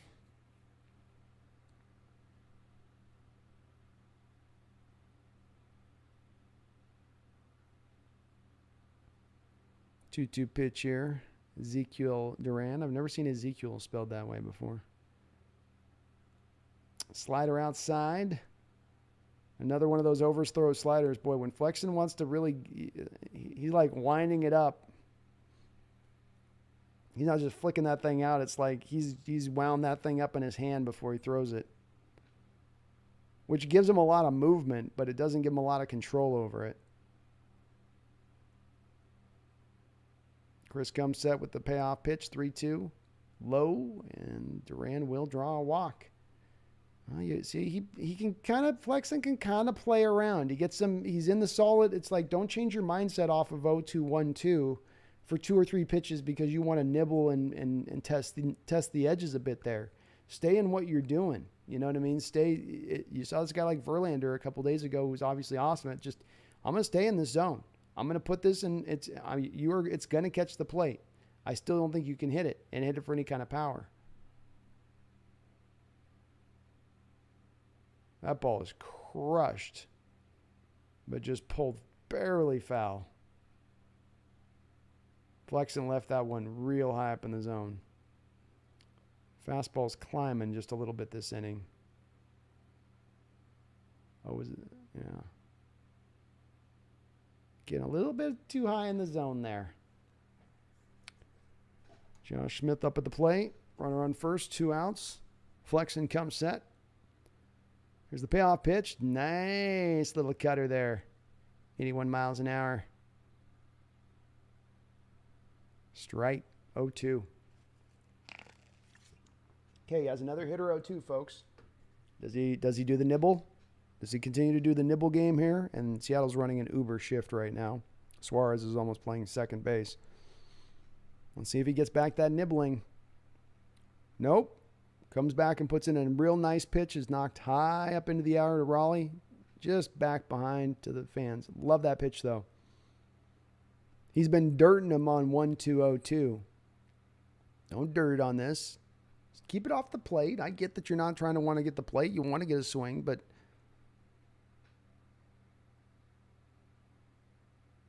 you can win by just getting the hitter to extend outside of their zone because they're trying to cover the plate on 0-2 and be defensive, which is what Josh Smith was doing there. 0-2 delivery here by Flexen. Runner's going. Throw by Raleigh is off. Bangs into the dirt, bounces up into the dirt, which gives the runner time to slide in there. I don't know if he would have gotten him otherwise, but stolen base by Duran. Tell you what, the Texas Rangers showing off a little bit of their speed in this game in a couple of moments. Beaten out of play at first base by Crawford, the defensive play that we saw in the first inning on that ball that was fading that the third baseman ran over to go get. Rangers got wheels. I always thought they had to get on horses to get where they go, but I guess they like to run. Josh Smith with a 1-2 count on him here now. Flexen comes set with Duran at second. Payoff pitch is knocked up high into the air. There we go. Moore's under it. He's got it. We're good. Third out. Well done by Flexen. Again, works himself out of trouble well. Chrono says, different sport, but did you see that as part of Kyler Murray's contract, he has 4 hours of independent study every day? Yeah. Yes, I did. I don't think Seattle ever had to put that in Russell Wilson's contract, did they? I don't think they ever did. And it's the more you think about it, Kronos, the more ridiculous it gets. And what I mean by that is, let's first off walk through the process of 4 hours of independent study and what that's going to really provide a football player as far as any kind of helpful benefit. If you're studying, we're talking 10, 15, 20 hours is a minimum on a game opponent independently. You're getting to 4 hours. That shows you how low a bar of Kyler Murray studying he's doing, in my opinion, to begin this a little bit. This also confirms, Kronos, those people that wonder about Kyler's leadership and how much he's taking on as far as ownership as a quarterback has to do in a locker room. This is, again, confirms all of this stuff. I mean, the Cardinals front office told us about this throughout the offseason. This was something early in the offseason, this was something that they wanted to see. And then here's the other part of this. I mean, walk through this, right? How does this work? Is Murray going to have to sign into a portal? And he signs into some online portal that then takes control of his computer and his camera and his microphone so it can watch him literally studying to make sure, because the whole thing's you can't be, watching a movie or looking at your phone. So is the Cardinals going to pay a guy to sit there and review the Murray tape to make sure that he's studying for that 4 hour time period? It is so ridiculous, but again, it does raise up those alarm bells that are absolutely real about the fact that there's concerns with Kyler in the immediacy and in the long term as far as his top end and where that's going to be. And part of one of the reasons why, Kronos, I'm not as high on the Cardinals as some people seem to be. A lot of people just say it goes around saying that they're going to be good. I don't know that they're going to be good. Why are they going to be good? Because they added Hollywood Brown. Ty France takes the first pitch, fastball on the outside part of the plate for strike one to begin things off here in the bottom of the fourth. France hitting .308 on the season with 12 home runs and 50 RBIs.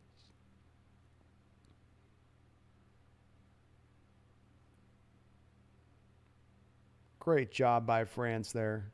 Got the knuckle curve. Didn't do too much with it. Stayed with the pitch. Stayed with the movement of the pitch. Kept his shoulder locked in and worked it opposite field. That is a tough pitch to hit there. And he's got to just stay on it. And if he tries to pull it over, that's the thing I talked about with the guy who's coming up to the plate next, Santana. That's something that he struggled doing on that earlier, which is it's a tough pitch. You're not going to be able to do much with it. But the best thing that you can do with it is get the barrel on the ball and work it opposite field, because that pitch is going to be running away from you late and it's running off your hands. Great piece of hitting by Ty France. Shows you why he's right now the most consistent hitter in this lineup. Santana steps up to the plate now.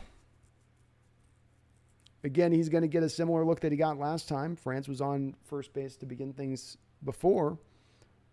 So again, if a little bit of the game to play here. Does Santana have an ability to get this to go the other way if the Rangers are going to run that shift? And he does indeed hit it. He does at least go kind of center field away with it a little bit, but doesn't get much of the big part of the bat on the ball. Just kind of meekly flicks it out there to center field for out number one.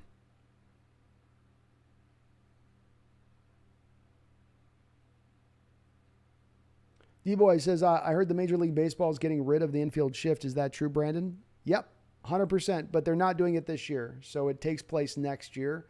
But D-Boy, that's going to... I'm in favor of it. Watching this Uber shift crap that I've been watching here, come on, let's play this more legitimately on this. So I'm cool with it, and it's going to increase scoring, which is I think helpful. It's going to be best for this sport in the long term. And knocked by Eugenio Suarez out to right field against sort of his own little shift there. He did a nice job on that play of hitting them where they aren't. Good job. Props to Suarez there. Just a little again. When you hit as a professional hitter, you don't have to worry as much about hitting line drives. You just work. He gets an inside out swing here. Doesn't get it on the barrel of the bat. Actually shatters his bat here. Gets it almost right on the handle.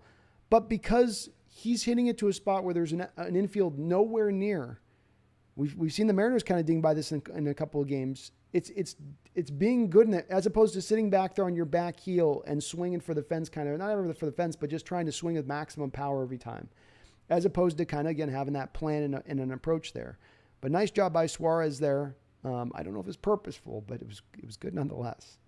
All right, the Mariners are playing with we're cooking with a little bit of oil here now. One man out, first and third. Cal Raleigh up to the plate. Otto comes set. He's sweating, folks. He's sweating. Raleigh kind of takes a half-hearted swing and fouls it out just past the third base side. Looked like he got a little bit fooled there. I think he thought that was a curve, and he realized last minute it was a fastball. Make some noise. Let's go. Suarez. Rico. Suarez. All right, Raleigh, 0-1. Stay patient here, bud. Stay patient. Here's the delivery. Nice. He stayed patient. Low. 1-1. Get your pitch in there. Get your pitch in there now. Otto looks in. 1 out, 1-1.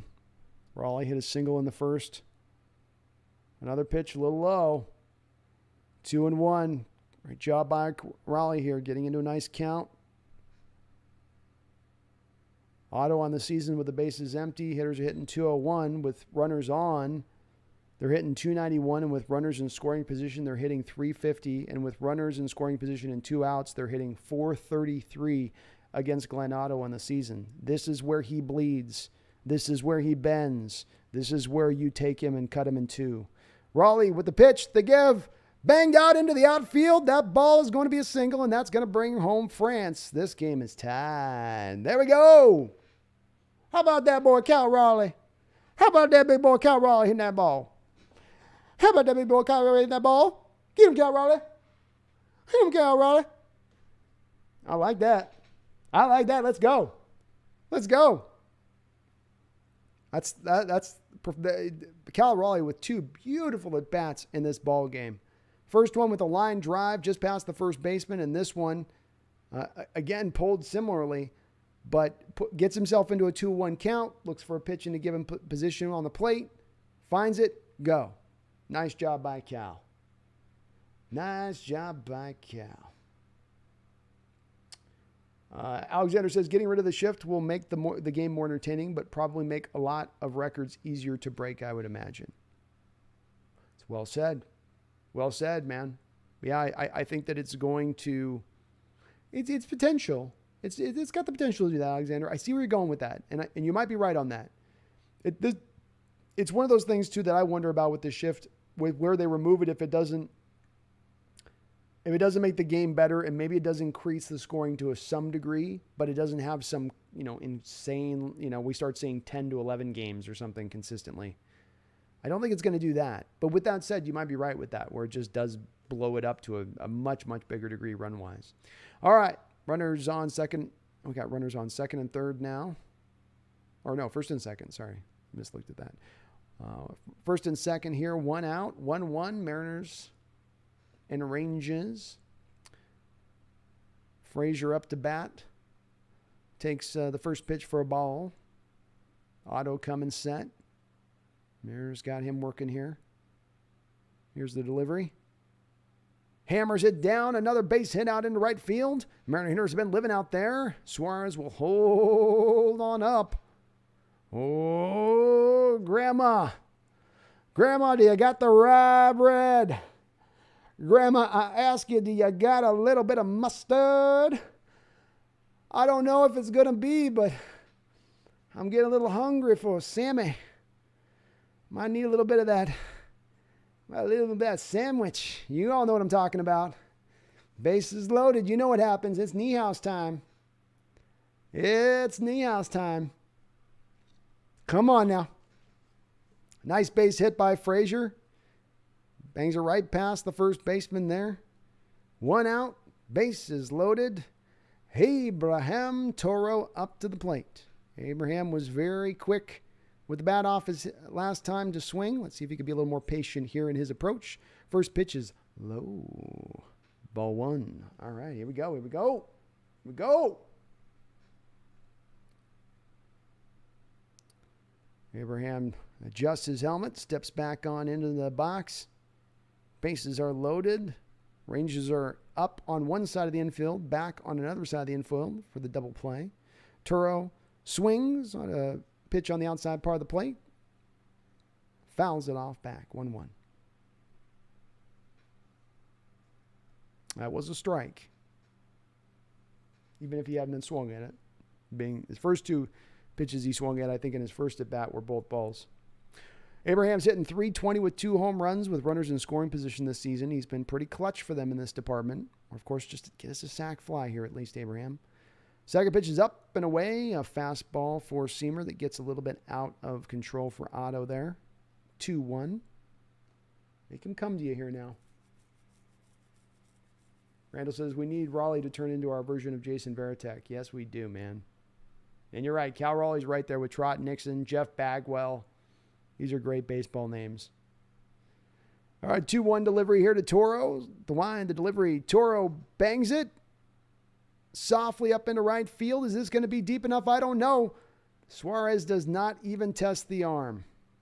Man, interesting there. Just not deep enough to bring him in. I guess Garcia's got a cannon. Suarez didn't even take a real hard run at it.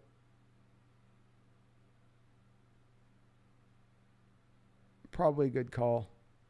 That was a pretty good throw. I mean, I don't know if the catcher catches it clean because it's coming in on a bounce there, and that's always that the catcher's got to do that thing where he picks it off the deal, turns, moves towards the batter, and all in one motion. All right, Dylan Moore's got 1 career grand slam in his career back in 2021, July 22nd, almost exactly a year ago, actually. 1 day, so can he replicate here? Let's see.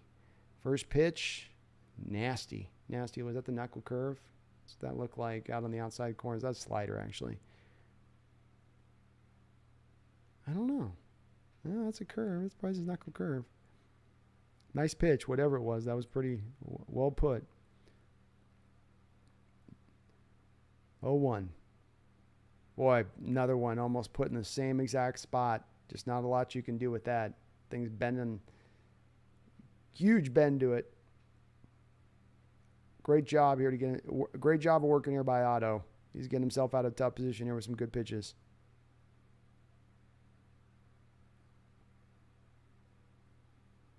Oh-2 delivery now. Throws it down the dirt. Good eye. 1-2. Randall says, isn't the mass adoption of a shift a relatively new thing? Seems like 2010s it got a lot of traction. That's right about the time it started to really pick up. And it's been getting kind of exponentially more and more to make it more seem extreme. But it was not a commonplace of baseball for 2 decades. It's definitely only been like the last 10 years this has been a real commonplace theme like this. All right, here's the 1-2 pitch to Dylan Moore. Otto comes set. Throws another ball down the dirt. Suarez is going to run on in, and Suarez takes it. How about Eugenio? Eugenio being I love that base running. That's beautiful base running by Suarez. A pitch thrown down in the dirt. The catcher blocks it. The ball bounces off his chest protector out in front of him a few feet. Suarez takes the opportunity to not even hesitate, and you can't in those moments. That's the key. Second you see it bounce off the faceplate, you get to running, and Suarez did. And it shows where the pitcher doesn't have enough time to get his hand down to get the ball to flip it back towards the catcher there. Boy, and Suarez, great job. He's already halfway down the line post-pitch. That is about effort as a base runner, right? Where you're not being lazy pre-pitch and you're staying 3 feet next to the bag on third base. You've actually come halfway down the line post-pitch as you can if you're being an active base runner. Brilliant job. You had a hitter in a 1-2 count there. Oh, my gosh, great job. And Moore fights this ball off and knocks it back. But that's a big take by Suarez there. Did never hesitate, went right on in. Head first dive, even willing to get that Even will get those locks dirty. You know with Eugenio, if he's getting the hair dirty, he's all in. That could prove to be very big in this game. Great job. All right, 2-2 delivery here now to Dylan Moore. Auto coming set. Runners on second and third, 2 outs. Oh! Dylan got some tough pitches. 93-mile-an-hour pitch right at the top, outside corner of the plate. He got 2 just gnarly sliders early on in that count that he wasn't going to do anything with. And then he comes back with that fastball, and you know Dylan's thinking in that moment, slider. He's got me twice with the slider early in this count. He's going to come back with the slider again to finish me off. And instead he comes back with just that high heat. And not only the high heat, he puts it on the black and at the top of the zone. I feel for Dylan there. I feel for him. I'm going to get some water, folks. One second.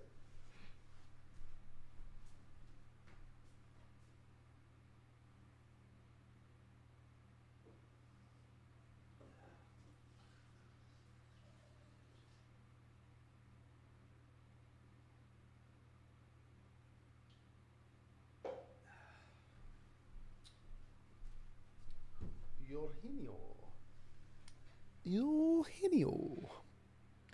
If I had a kid, I would have named him Eugenio. What's his name? Eugenio Kane. World of unicycles. Do I know how to unicycle? I do not know how to unicycle. Sadly, balance is not my best attribute.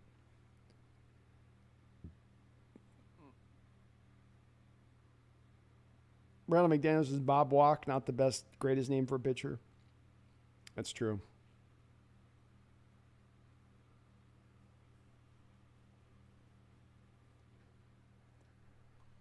It's not the best.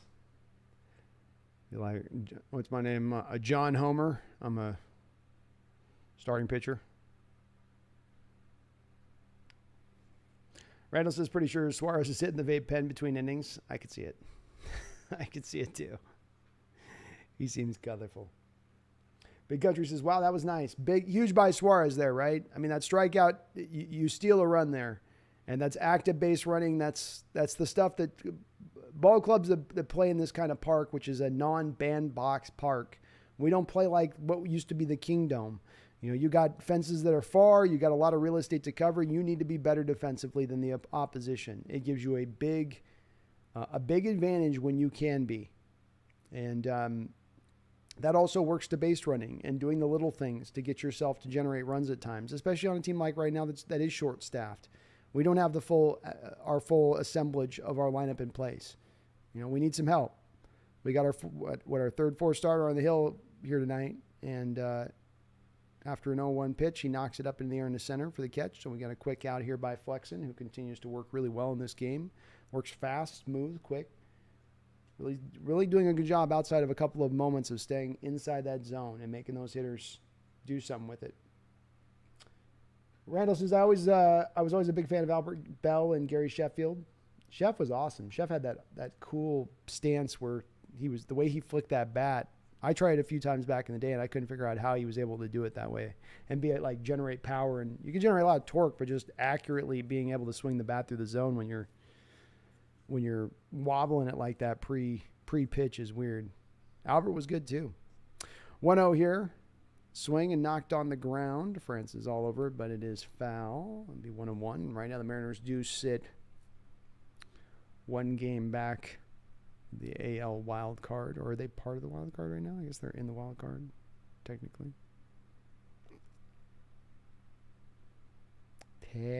Thankfully, the Red Sox are kind of falling on their face right now. That'll help us out a lot if that keeps going down. Flexen with the pitch, 1-1. A little high, 93-mile-an-hour fastball. I like to see the Red Sox start to suck. Let the Yankees get a little bit, bored and just kind of teched out, lose a little bit of their edge maybe here as they start to run away at that division. Corey Seager here up to the plate with a 2-1 count. The delivery by Flexen. Is that the cutter there? Yeah, I think that's the cutter. Cutter or slider there. Hard to tell with him. But in the dirt, ball. 3-1 count now here. Delivery, payoff pitch. Knocked foul. Nice job getting that in on the hands of Seager there. That cutter cut Corey's hands.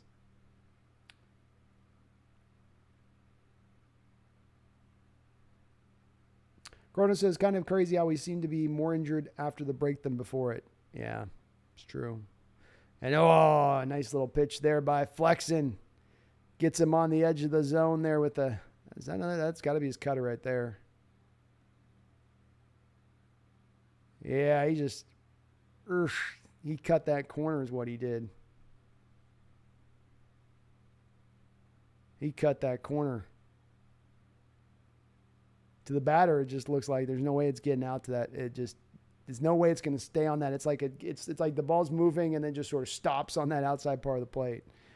Quick 2 outs here for the Rangers in the top of the 5th. Flexen continues to work fast. Pumps another fastball right on in there and gets a foul. Strike 1. And yeah, Cronus, is a little crazy how injured we are. I mean, the Julio thing was technically before the break. And when you saw that replay of the hand injury, you definitely kind of cringed a little bit and went, oh, I hope he's okay. That doesn't look so good. So I was worried about that wrist because those kind of things, it's like when you see the ankle turn on a basketball player, you go, that's going to take a little bit to come back from. Not necessarily like devastating, but that it's not just like he's back 2 days later like, oh, it's fine. I can 100% movement. And Flexen gets another foul here on pitch 2. Foul to the back. 0-2 count. Flexen's got to feel pretty good here. If he can get through another inning, you got to figure Seattle's going to start, look. He's actually doing good on his pitch count, too. So I shouldn't say that. He could probably go fairly deep in this game.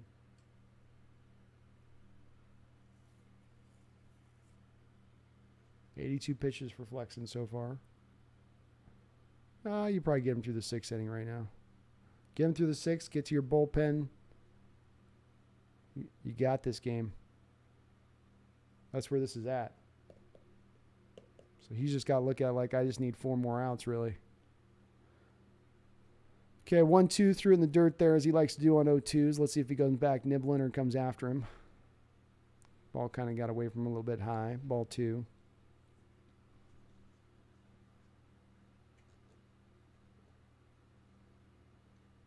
I put that cutter right back on the outside part of the plate on this guy again, just like you did on that last batter. Drop it right on that outside corner again. Looks like it was more of a slider. Knocks it in the ground, though, to the shift, which easily has things hemmed up, and he gets the final out of the 5th. A beautiful, beautiful performance here by Mr. Flexen. He's gotten himself out of trouble. He's done a good job of staying up on top of the counts here. He's not getting too nibbly. Well done. Well done. What's up, David Varner? Welcome on in, Rangers fan. We've been having some Astro fans recently, so we welcome everyone in here. We're a welcoming community here as Mariner fans. Let's see what we got on deck. So, Mariners are going to turn back over the lineup, which is nice here. Another benefit of that last inning is that we're going to get guys. We'll go with Haggerty, Crawford, France to twist this back onto the other end of things. But great job by Flexen. I like where he's putting his pitches at. He's not having to be pinpoint control, quite frankly. Even when he's not doing that, but just mixing up his pitches has been the thing that's really stood out to me with him as much as anything else. He's not letting the Ranger batters get locked in on just the cutter, just the fastball, even working in that slider, which works so well off of his cutter, quite frankly, because you can't sometimes tell the difference, but there is a difference. Sector 7 was just over my oven cooking, and man, I'm sweating now. Yeah, it's hot here too. I ain't gonna lie. The AC's been on for me all day today. All day long since I've been home. We're working in that part of summer. August is going to be Randall, hold on out there in the middle of the state, man. You guys might touch 120. You might hit 120 on the gun there out in the middle of the state. Seahawks 12 man says Mariners got to stay focused if they want to win. Well, I'll tell you what, as much as I love our bullpen right now, I really look at that top of that 6th inning, and if you can't maybe get a run or two, it'd be nice here, but that top of the 6th inning for Flexen, you'd like to run him out for one more, get him to finish it off 6 innings. If he can get through that inning and you can get to your bullpen at that point, I'm feeling pretty good about where we're at as a team for our chances in this game, even if we can't get another run on the board. And Haggerty sort of half swings at the first pitch for 0-1. Glenn Otto's gone 4 innings, given up 2 earned runs, 4 Ks, no walks. He as well has done a good job of staying in the zone today. Pitch is a fastball there, right on the outside point of the plate. Looked like a 2-seamer almost. Yeah, Mariners have done all their damage in this game to the right side of the diamond. Nothing to the left. Haggerty getting himself set here, an 0-2 count. Let's see if he keeps himself alive. Hits a high fly ball up into center field, but he's easily underneath it for the first out of the inning. Randall says we're heading to the ocean Friday, 65 degrees. It's a good call on your part. It's about to get crazy. It's about to get a little wild. Just a little bit.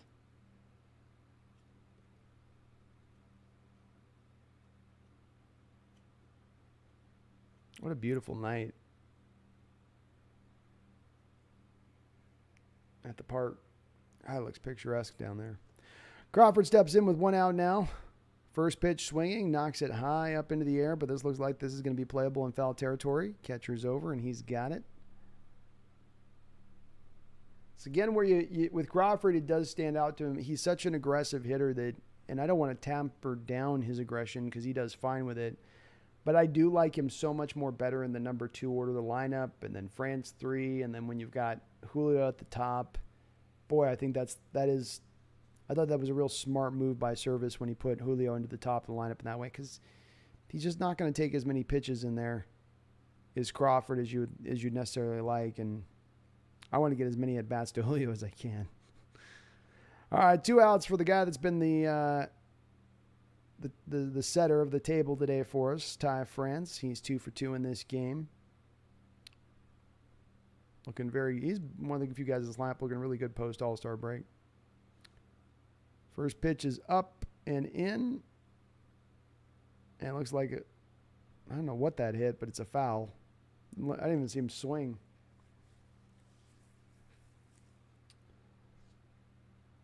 Three straight nights, Randall, of 110 plus. 7 days, 110. Ugh. It's where you can't do anything. You just lay in bed just feeling sticky and uncomfortable. 0-1 delivery here to France. Little bit high there. Nice time by him. 1-1.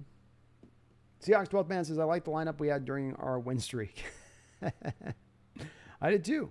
It was flowing well. Say nothing of, boy, they're still being very measured with Lewis. I wonder why they're working him back in so slow at this point if he's over that concussion. Just come back to it again, like he's got to be better than what you're trotting out at other positions here. I mean, now you got Santana running DH, and I guess you don't want the righty matchup with Lewis, but is Lewis that much worse against right-handed pitchers than what you get from Santana, who's left 2 men on base today? All right, 1-2 delivery here to Ty France. The wind to delivery. High up into the air. Oh, my God, he got this one. He let it ride into it. Let the big dog ride. Ty France takes out the 1 wood and clubs it into deep center field. It looked like a typical fly ball off the bat. Deep into dead center field off the bat. The fielder kept going back, and eventually the ball came down, and it came down behind the fence. 416-foot shot to dead center field. Ty France holding it down for this Mariner lineup. Just a little bit of a hanging, that's that hanging curve. That's the knuckle curve there, folks. Hangs up right in the middle of the plate. And if you're going to miss with that pitch, it doesn't have a lot of velocity on it. So if it hangs, the hitter's going to have a lot of time to recognize it's hanging and then jump on it. And just a great job of not trying to yank that thing, staying right on top of it. Wow, that's a huge run. 3-1, Ty France. Let's go. And Santana, first pitch swinging, takes this one back to the warning track, dead center. But it dies there to retire the side. Well, what a piece of hitting there by Ty France. He has been the man today. 3 for 3. 2 runs in this game. Absolutely being the guy that thanks, Ty. You get a 1 WAR for this game alone. Your season-ending WAR adds 1 just because of this game. Fantastic job by Ty. God, I didn't think that was getting out. I was looking at it and I was going, man, he put a good ride into that, but I thought it was going to just be right where basically the center fielder lines up pre-pitch. Randall says, did we ever bat Griffey or A-Rod in the leadoff spot? I don't recall it. No. A-Rod was initially put as the 9th man in the lineup when he first came up to take the pressure off of him. But I believe that A-Rod was still batting 2 when he was running at his best. He never got more than 2, and there was, I think, occasionally you would have him go into cleanup, but even cleanup I think was kind of a rarity. And if I'm not mistaken, I'm trying to think out throughout that time because you had Joey Cora running leadoff a lot of the time. Because what I'm thinking is Pinella was running a lot of the lefty, righty, lefty matchup, Randall, right? So, like, ideally, you don't want a lineup that you've just stacked completely right-handed or left-handed unless you have the guys to pull off the bench to do that against certain starters. And instead, sometimes what you can ideally have is like what they could with leading off with Cora, and then you could go with Rodriguez at 2, then you could go with Griffey, a lefty, at 3, then you go back to Buhner at 4 as a right-handed hitter, or you could have Egger at 4, and then Buhner at 5, which then you're back-to-back right-handed. But I think that's how they rolled it. My old brain could be off on that, but I'm almost positive A-Rod was never a leadoff guy for you.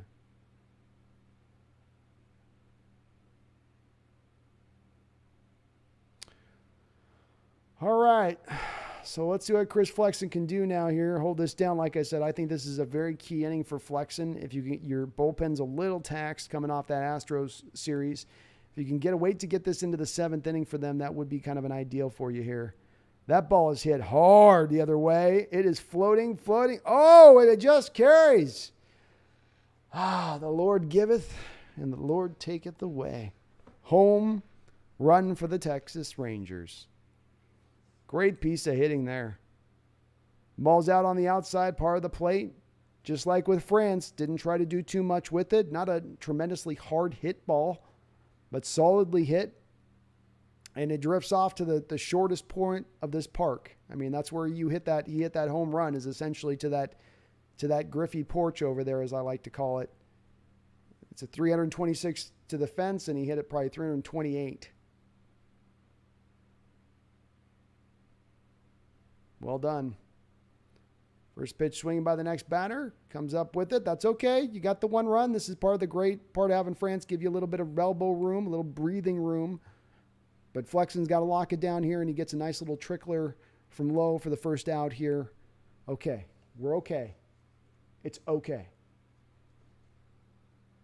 D-Boy says, Brandon, how good was Jay Buhner? Jay Buhner was awesome, D-Boy. He was a guy that was what you would typically have as a cleanup hitter in the 80s especially. I mean, that was what he would look like, what you had as that kind of guy. It was like an archetype almost. And he was a big guy. And first pitch swinging again, boy, Rangers are getting aggressive, and Flexen's using it against it. Popped out into left field for 2 outs. He was a big guy, and he was a guy that could strike out because he had a little bit of a long swing to get around on things. And that was always going to mean that, he was going to have his share of Ks throughout the course of the year. But when he made contact, the ball went really, really far. He had an ability to go opposite field and not just be one of those dead pull right-handed hitters that's just how they live. He actually had great power, especially to the gaps. I mean, the ball would leap off his bat to the gaps. Opposite field. Flexen with the pitch here. 2 outs now. Puts 1 down in the dirt. I got a bug bite. He can also draw his share of walks. D-Boy. He was a guy that was really patient in that lineup too. So it's, if you get guys striking out a lot, we've had this with guys that have struck out here recently. They don't get any kind of walks. They never get on base, and you just get Ks or home runs. So again, he wasn't that kind of guy either. He could draw his share of walks. And in the outfield, his defense is really underrated in Mariner history. He was a very solid fielder. He wasn't the most fleet of foot, but positioning, and he had an absolute howitzer for an arm. I mean, he had something probably fairly close to Ichiro in that respect, in my opinion. I mean, Ichiro threw 90 miles an hour, so Ichiro could throw it harder, but Buhner had a laser rocket arm from right field, and he could gun a guy down first to third off the Astro turf at the Kingdome and do it consistently. Great player. And so we got a 2-1 count here on with Flexen. The pitch here to Cole Calhoun. Hit fair and caught in the air by Ty France. Ty France showing you he can do it all today. That ball was hit on a line. France laid out, made the catch. Boy, it's Ty's day today, isn't it? Salute to Ty. I salute to Ty. But he was and he had a really pretty long career, D-Boy. He came along right about the time Griffey did in the 90s, and he was basically here for 10 years. He even had a couple of years in the new park outside of the Kingdome, where I think he still played pretty well at that time as it was winding down for him. So, they called him Bone, and he was a great player. Great player. Most of the time Griffey had, I think, is the guy batting behind him in the lineup throughout the course of his career, D-Boy. It was Buhner as the guy behind him more than any other player. Because I think most of the time period, Alex was here for a bit, but most it was Edgar, Griffey, Buhner was kind of how they ran that lineup. But he had a real interesting swing, a very, very unique swing, right? I've never seen anybody kind of do it like he would. He'd sort of be wobbling the bat, and then you would see him going back and forth on his toes prior to the pitch. Like he's kind of leaning his weight back and forth on each toe prior to the pitch to get into rhythm. And so there's a lot of moving parts to his swing, He wasn't just coming down. It was like the bat's wobbling. He's got a little bit of bounce, and then he sort of locks it all in at just the right time. Randall says we had an older Vince Coleman on those teams. We did too, yeah.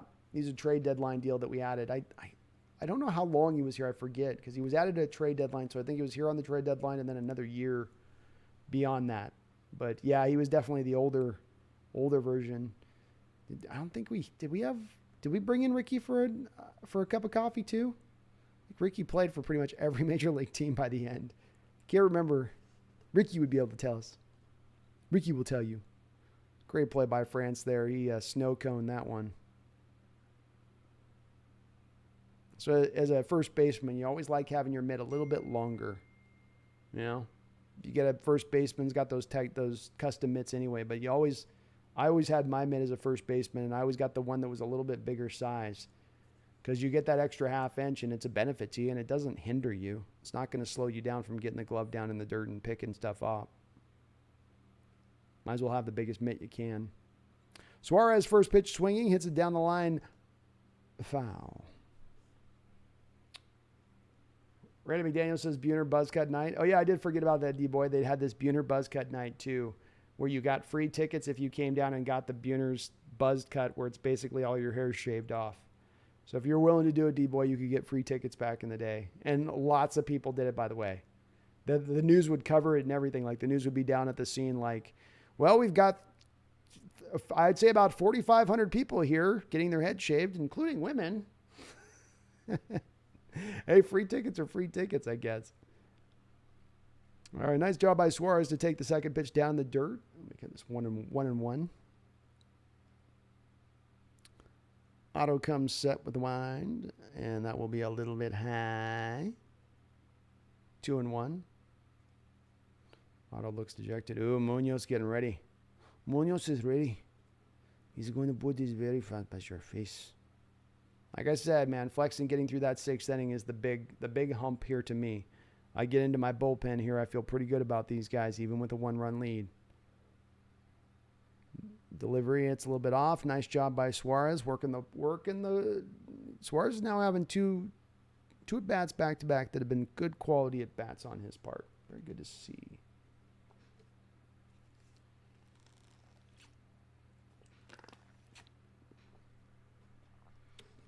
right, 3-1 delivery here. Suarez 1 and 2 in this game. Up inside, ball 4. Very nice job by Suarez. Get on here as the opening batter of this inning. I like to see his patience. If he employed a little bit more patience, I think he would eventually be even more deadly as a player. I think pitchers do take advantage of his aggression just a little bit. Rattle says, I nearly caught Buhner's 300th home run ball at Safeco. Was pounding beers in center field. Buhner hit it dead center. I was playing the bounce, and a dude jumped and snagged it. Ah, damn. That's cold-blooded. Cold-blooded. Hey, for a Buhner ball, you got to do what you got to do. You got to do what you got to do for a Buhner ball, including step on a kid for it. I never would, but some of these grown men, I'll tell you, they get very enamored by getting that ball. But yeah, he could hit all fields. That was what was fun about Edgar, Griffey, and Buhner. Even A-Rod was this way. And all of those guys, you couldn't just expect them to pull it. Like, they would have killed these. All 4 of those guys would have killed these shifts. They would have destroyed it. You couldn't have run any of that with any of these guys. I don't care how good these pitchers are now. They were good at going the opposite way. It was a part of their game, not something that they had to implement to counter what a pitcher was doing to them. Cal Raleigh steps up, and much like France in this game, he has played a marvelous game. 2 for 2, 1 RBI.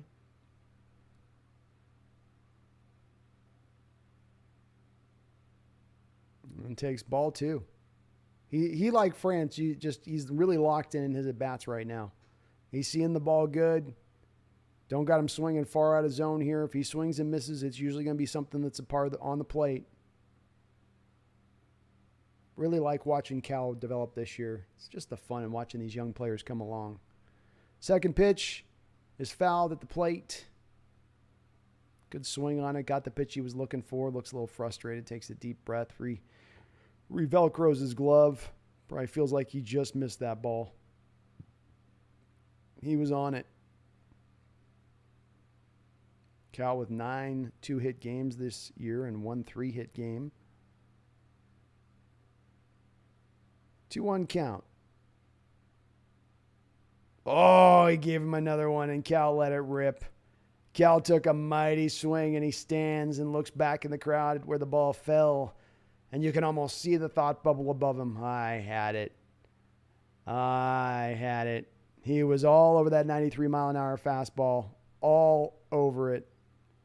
Just missed these last 2 pitches.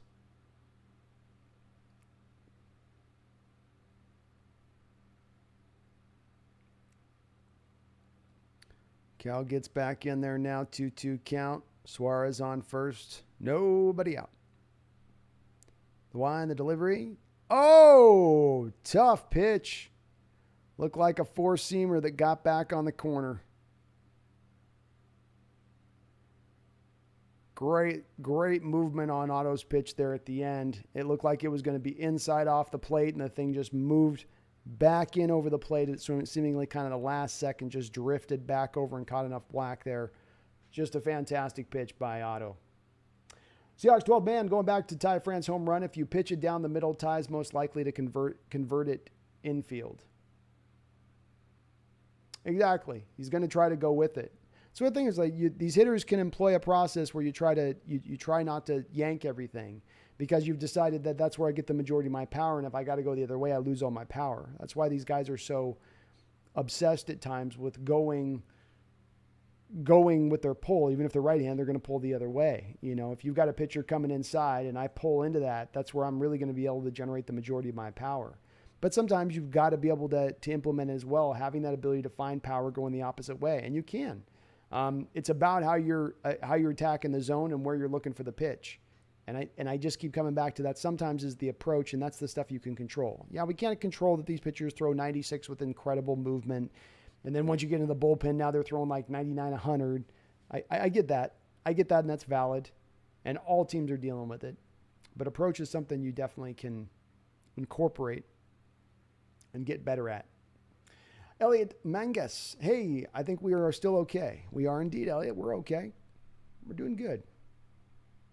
But Seahawks 12 man, I agree. Ty's got a great approach with going the other way, and if he's got the pitch that's on the outer half of the plate, he's going the other way with it, or to your point, up the middle. And I like that approach because it's more built around laying solid contact on the ball than it is on trying to jack up home runs. And the home runs will come with that approach, as we see with France. They may not come at 35, 40 home runs a year, but he'll hit 25 in a year, 25, 30 in a year if he's fully healthy all the way through and playing 45, 150 games. And I love his approach in that respect. Again, a guy that's going to be a piece of this ball club, part of this ball club going forward, a key member. Munoz is a beast, 12th man. He's fun to watch. Randall says Jay hit a legendary home run at Yankee Stadium. Hit an ambulance, I believe. Yeah, it was in the old Yankee Stadium, and it was back behind where they used to have the old location, so it wasn't a part of the field anymore. But you remember, Randall, back in old Yankee Stadium, I think they had the place where they put up they've got the players, what is it? They're busts, right? Like they're statues. 0-1 count. Next pitch is hit weakly out into left field, and this will be easily caught for the second out of the inning. Rangers brought in a reliever. So I remember I was watching that game live, Randall, and if I remember correctly, that was out in the portion. So it used to be part of Yankee Stadium where it was like an outfield that was like 460 feet in center field. Like, it was ridiculous, and it was all grass, and you'd have these monuments out there that the players would have to like play around the ball, ricocheting around the monuments when the ball occasionally got hit out there. They kept the monument place, but then they just brought the fences in. And he hit it over those monuments, which was a tough degree and a point, and then hit it over an ambulance that was behind the monuments in addition to it. Just a ridiculous home run. All right, Toro comes up now, and he takes a first pitch strike. Toro has left 4 batters on base today. He's had ample opportunity to do something and has just not been able to do it. I do continue to maintain with Toro. I know he provides you a switch hitting element, but I do continue to maintain with him. Not quite sure what it is that Toro gives you other than, I guess, second base ability and maybe more versatility to what you could be getting out of Kelenic. Like, you can't knock me for Kelenic and him hitting 180 if you're going to trot out Toro, who's hitting 180 and then also doesn't give you the kind of power that you'd at least get from Kelenic.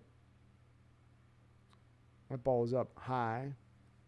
Again, I know they kind of play different positions, though Toro can play outfield a little bit, but this coaching staff definitely likes Toro a little bit more than I think the fan base does. 283-128 says the Padres gave us both Ty France and Munoz. What a trade by Jerry. Oh, just an awesome trade by him. He comes out ahead on most of his trades. He doesn't get a lot of credit for it because we probably haven't had the results yet to give him the credit, right? Toro swings right through a pitch there. That looked like a slider. Slider or a curve there. Changeup. Okay. He's got out ahead of it.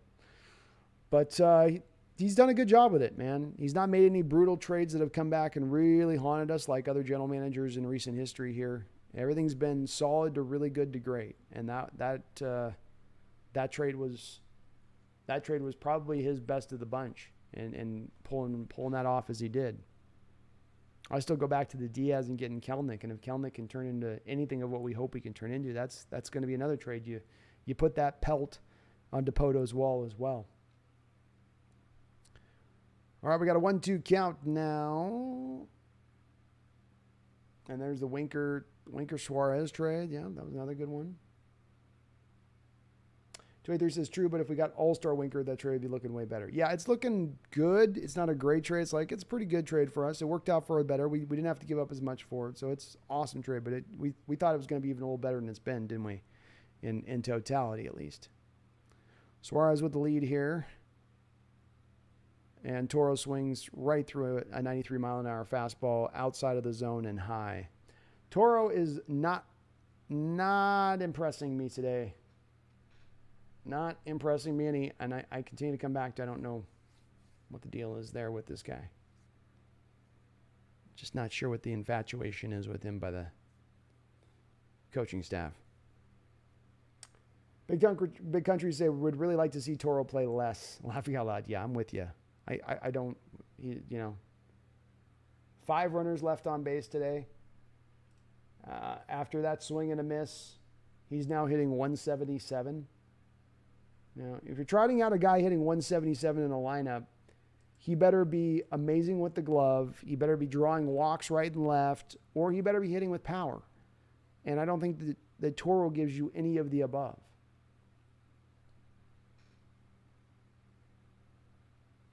D-Boy says, Brandon, do you think we have too many good, talented outfielders right now? No, not necessarily. Not really. I look at it more like this, D-Boy. I think you don't know necessarily whether or not Haniger is going to be long-term an answer here, and you don't know necessarily long-term whether or not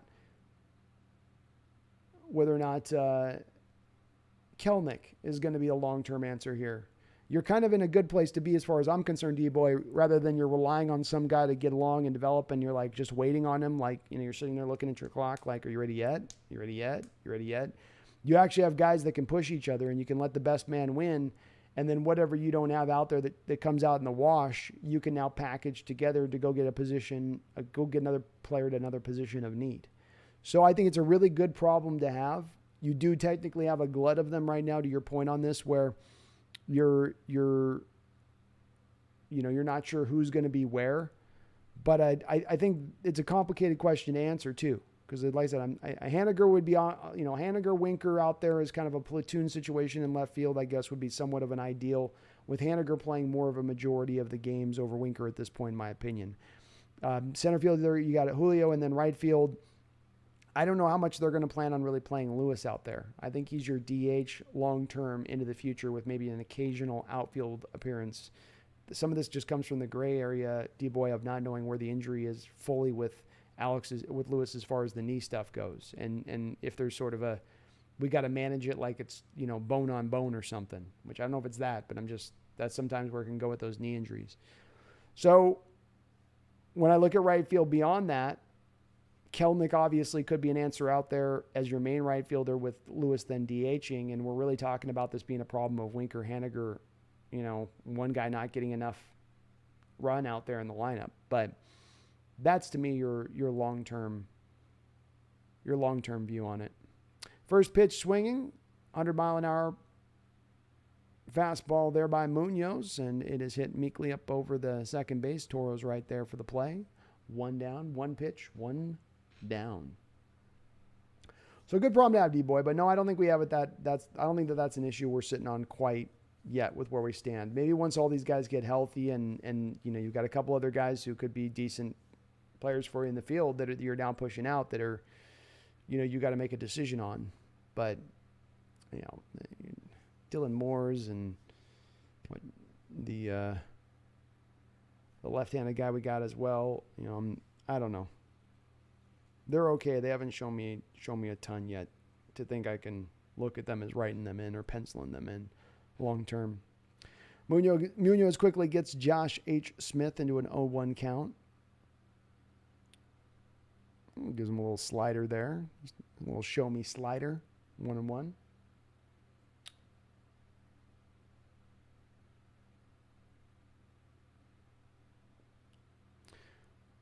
Munoz comes set. Line delivery. Another slider right in the middle of the plate for a strike. I love that. Back-to-back sliders there. Okay. I see you, Munoz. Not just a heat guy. He's like, I got a little finesse to me. 1-2 pitch here. Josh steps out, tries to get him off a little bit balanced here with his approach. The order is just about to turn over here for the Rangers, so we're going to see 9-1-2 on the lineup tonight. In this inning, I mean. Munoz comes set here with a 1-2 delivery. Ooh, nasty pitch. Another slider just almost catches the outside portion of the plate. Did look about maybe an inch or two off. But a nice little pitch there. Not giving Josh Smith many fastballs here. Pitching him very carefully.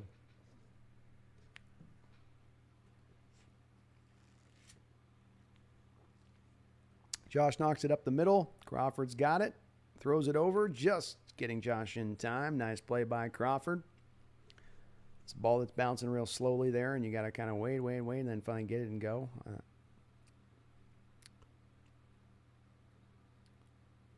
All right, so we got 2 down. Mariners are up 3-2 here in the top of the 7th. Our heat seeker is on the mound, and Munoz at the moment. The Munoz heat seeker. 283 says, I think Mitch is gone after the season. I think 283 is right. My inclination is that they're going to find something else there in left field to do with whatever they're going to do.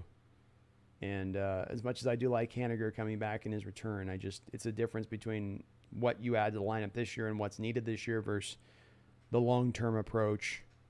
And I think that that's a position that we could see addressed in other ways this offseason. Big Country says Haggerty's had his big moments. I like Haggerty as kind of a late defensive guy you occasionally get in there as a start guy. And look, he's been nearly 300 with his bat. So to your point, we don't have guys that are even, in the same state as hitting 300 right now. So having that in the lineup is to take that out. I'm with you. He has probably earned his way to getting a few more ABs if he's going to still hit at that rate and play great defense on top of it. 0-2 count here by Munoz. He puts a 100-mile-an-hour fastball up at the top of the zone, but can't get Marcus Semien to bite. Marcus is not the easiest guy to K, sitting at about 15% this season. 22% is the major league average. He does struggle a little bit more against righties, though. Payoff pitch here. Crawford gets it, throws it, gets it. Oh, boy, him and Suarez almost collided as they were trying to decide who was going to get that grounder. Suarez ran past him. Crawford picked it, threw it. Great defense there by Crawford. He had that one play early in this game that was a rough throw, but he's made some very good plays around that. Randall says, anyone see the weird Twitter beef between Joe Fan and Mike Cameron? Apparently, Cameron jumps on Fan's tweets and aggressively disagrees. Fan called him out. Found it funny and odd. That is weird. That is a little bit strange. I hadn't seen it, but I'm going to go looking for it probably, Randall. That's hilarious. Hey, Joe's doing something right if he's got the players up on his Twitter, right? Randall says Kyle Lewis is the CJ Pro size of the Mariners. Facts, dude. Boy, it's tough on that concussion, too. Because that's one like we saw with Eskridge in the football season, Randall. That's one that's hard to pinpoint. It can be slow to come back from. And then once you come back, you got to work yourself back into proper shape because you can't really train when you're going through the major symptoms of it. Brady Stafford asks, when is Julio coming back? It's a great question, Brady. It's a very great question. The issue with answering that question is we don't know because there were reports today that he was absolutely going to be in the lineup. And he is listed as day-to-day. The MRI was negative. He's not expected to go on the IL. These are all indicators that he should be back sooner than later. But if he missed today, maybe it was just a game-time decision. They said give it one more day. But I'm going to estimate, within a couple games, we should see him back. Unless there's something more serious with that injury than they're letting on, which I don't think is the case. 283 says, I was thinking Thomas Rawls was the Kyle Lewis of the Mariners. That one kind of fits, I guess, a little bit too. Thomas Rawls is legit a better comparison, Randall, because that was good. I like that one because he had that one great year. Yeah, that fits. I got to sneeze. Hold on. Whew. Excuse me. But yeah, probably Thomas Rawls works probably a little bit better. Ethan Melton says Dallas Keuchel to the Texas Rangers. Ooh. Rangers making moves. Okay. Making moves. A move here. A move there. We get back in the AFL West. We'll be unstoppable. We're the Rangers. We got the badge. All right. Come on, Dylan. Dylan shows bunt, then pulls it back. Takes the ball. Dallas Keuchel to the Texas Rangers. Goodness. Randy says apparently there was an incident with Rawls that nobody will talk about. Oh, wow. I always wonder there's some story that that we never heard about with that. So weird how he could be so good that first year. And then I know he had the injury, Randall, so we've seen that with other players get those major lower leg injuries that don't go away. But, all the same, it's such a weird steep drop off with Rawls to the second season. There had to be makes you think there had to be something else, right? Something else had to be going on. All right, Dylan Moore's up here with 1-1 now. Swing and a miss on an 88-mile-an-hour fastball. Dylan is really struggling to get up over the Mendoza line with his 200 average. He has had 2 strikeouts today in his 2 at-bats. Another guy like Toro that just looks completely at times, in my opinion, overmatched in the lineup. 1-2 delivery here. Swing and a miss at a ball well low in the zone. A pitch that he probably had no business swinging at. Strike 3. 0 for 3 with 3 strikeouts today by Dylan Moore, your center fielder. Yeah, we're missing Julio. Yeah, it hurts that we're missing Julio here.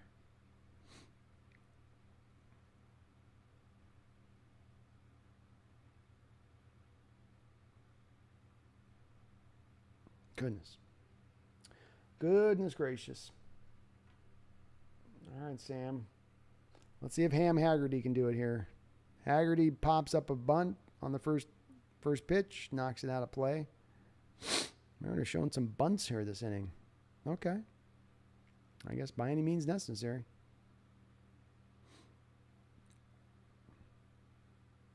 Haggerty's got he's got that corker on the bottom of the bat. I think that helps you balance it better. It looks awkward though. All right, here's the payoff pitch, 0-1. 96-mile-an-hour fastball. Good piece of hitting by Sam Haggerty. Knocks it over into the opposite field for a base hit. Well, we were just talking big country. Shout out to you, man. You're just calling it. The guy's been hitting in this lineup, and it seems like, if I've got a guy that hits in this lineup, which is rare out in right or left field, chances are that he's gonna struggle a little bit with the glove, or he's gonna be an average in the outfield as far as his defense is concerned. Well, with this guy, you get a plus glove, and if he's gonna hit up around 280, 290, 300, hard to pull that out of the lineup when you have a lineup right now that's, filled with guys hitting 214, 236, 206, 238, 177, and 200. All right, JP Crawford steps up to the plate now. JP is 0 for 3 in this game. Ham Haggerty on first.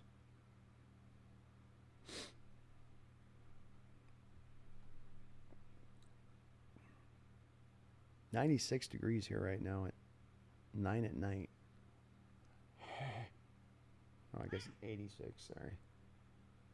Ball 1 there to Crawford.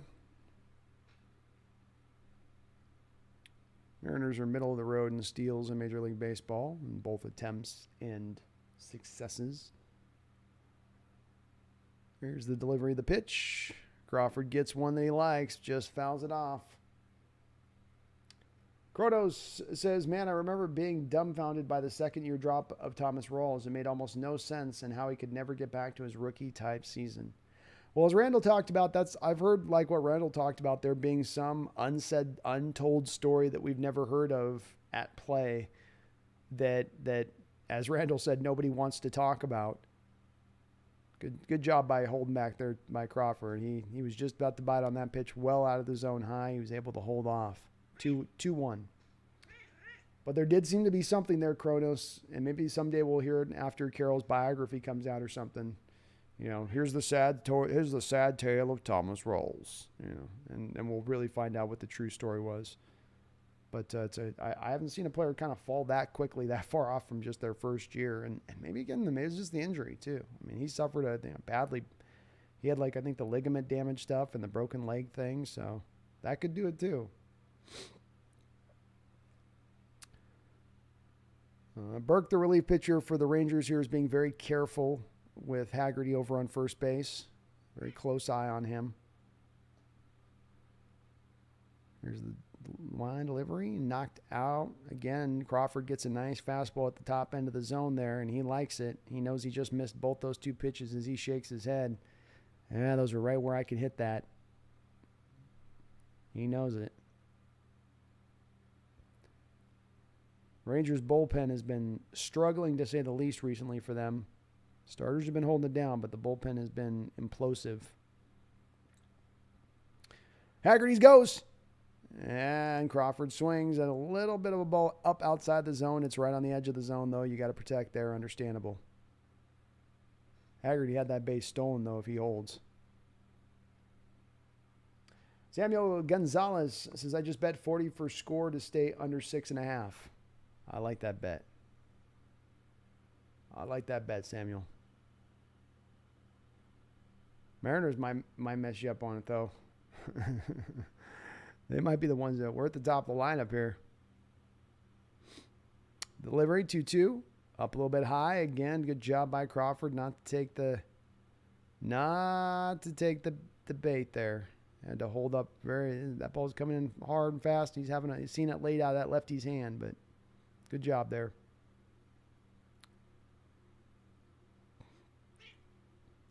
Three-two pitch. You're going to get something to hit here, man. Fastball, high end of the zone, Croft. That's what I'll be looking for.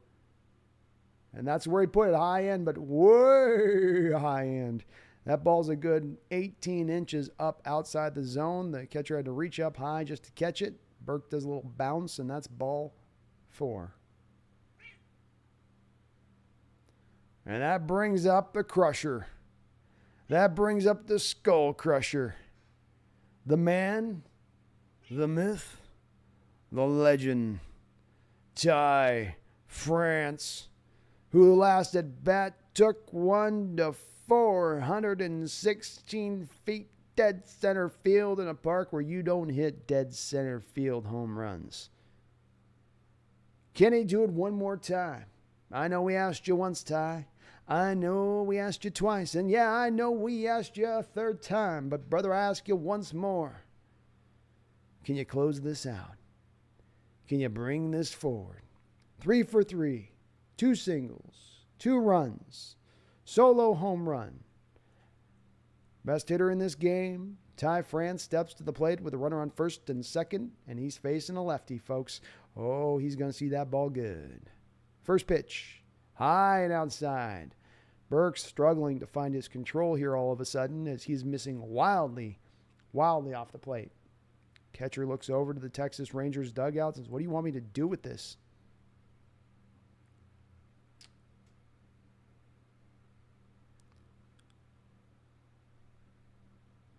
All right, 1-0. Ty steps in here. Another pitch high, and it hit Ty. That's one of those Ty France hit by a pitcher specials where the ball barely nicks off of his elbow, just barely ticks the elbow, it just kisses his elbow, just a little, and he gets hit by it. He stops, looks back at the ump calls it on the play. There you go. That's how you lead the league in hits batters. Well, I'll take it. Bases loaded. Switch hitting Santana. Got a black magic woman. Got a black magic woman. Come on, Santana. Let's go. He switches over to the right side and digs in. Rough night so far for Santana. 0 for 3. He's left 2 runners on base. Just looking for a nice insurance run here with that tough Seattle bullpen. Pitch is high. Ball 1. Good eye by Santana. Randall asks, is JP good? I bet from an analytical standpoint, the answer is no. I think he's actually pretty well received by the analytical community. You got to understand, right out the gate, Randall, he plays great defense from the shortstop position, which the analytic folks are going to like. You know, he draws walks at a league average rate. Next pitch is in. Swing and a miss. 94-mile-an-hour fastball in on the hands. Carlos just couldn't quite do anything with it. So, you know, a guy hits for 280, plays great defense. You know, gets on base relatively well. He's held in decent esteem. He's not looked at as a star player, right? But definitely one of the better with the glove. And then, good enough if you're looking at it from a number 2 hitter standpoint. That ball is hit on the ground. This should be a double play ball. But no, Santana running hard, and he manages to get there just in front of the throw. What a job by Santana. The run comes home. That's all you were looking for. Let's just get one more. 4-2. Nice job by Santana there to show some hustle there. It's been base running today by your Mariners. Base running. I know, that's not sexy. That's not going to get anybody hot and heavy. But it's base running sometimes that can win you a ball game. Eugenio Suarez coming in and being lively on a play where there's a bounce ball in the dirt. And Santana here running hard out the box, giving it his all. Look at those little legs just pump. Doing everything he can to get over there and beat that double play. Fantastic job by Santana to do so. 4-2. Let's go. Let's go. Brady Stafford says the Athletics are beating the Astros 7-4, top of the 9th. We wore them out, Brady. We wore that Astro team out. They had to expend so much effort here on a 3-game series. They're tired. You know, they've been breathing in too much of the tree air, the evergreen air. And now now they're going to be a little behind the 8 ball a little bit. So good. D-Boy says, my phone died, but I'm back now. Good to have you back, D-Boy. Good to have you back. Samuel, I feel for you on the bet, man. I told you, hey, I know the Mariners are going to hold them down to those runs, but you made that bet with this bad Rangers bullpen. Then that was going to be a 50-50 one with that alone. They've blown their share of leads, I think, this year so far. That emoji's perfect, though. But didn't you say it's 6.5? You got to get below 6.5. So if you're at 6, you're still winning, right, Sam? You're still in the money, right? 283-128 says off topic. No worries. That's what this good baseball discussion allows for, off topic. But it looks like we're going to receive some news on Chris Carson this week. Yeah, you're going to receive the news 283 that he can't play no more. That's going to be the news you receive. It's just not happening. You know, like I say on my live streams 283, I've got a brother that works in the medical field, literally with the installation of these devices into the spine. And that's what he does all the time. And he says he doesn't even say like, well, there's a 1% chance Carson can back. He said he saw that in the second he saw that's what Carson had put in his neck, and it wasn't just simply fusion of the spinal cord, right? Like that's what we were told initially is just a spinal fusion. No, it's not spinal fusion. It's spinal fusion with this hardware put into his neck on top of it. And there's just no way he's going to be able to come back and play with that. I'd make the same bet Samuel Gonzalez did, that he's not going to be able to. All right, Sam, so you're okay. 2 outs, man. 2 outs. You're still fine. David Varner, laughing my ass off. I have an 8-team parlay right now. I just need Rangers to win. Come on. Off an 8-team. Damn. That's the most brutal part of betting in the parlays. That's why I can't parlay, man, is that you get them all right and then the one wrong and you're like, ugh. I was so good. All right. Suarez up now. First pitch swinging, 97-mile-an-hour fastball, 4 inches inside the plate. Boy, Eugenio is not looking to draw walks. He's up there by one purpose and one purpose only.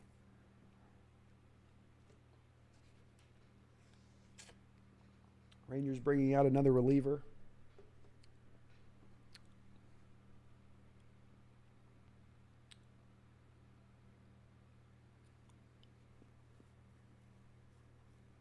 Oh, 1 pitch.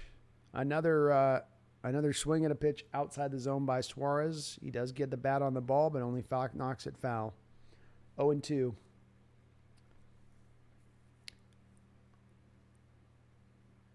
Kronos says, honestly, have we not just came out and let Carson go yet? The reason you haven't, Kronos, is I've got 2 reasons for that, which I'll say here after this payoff pitch. I know why they've done it.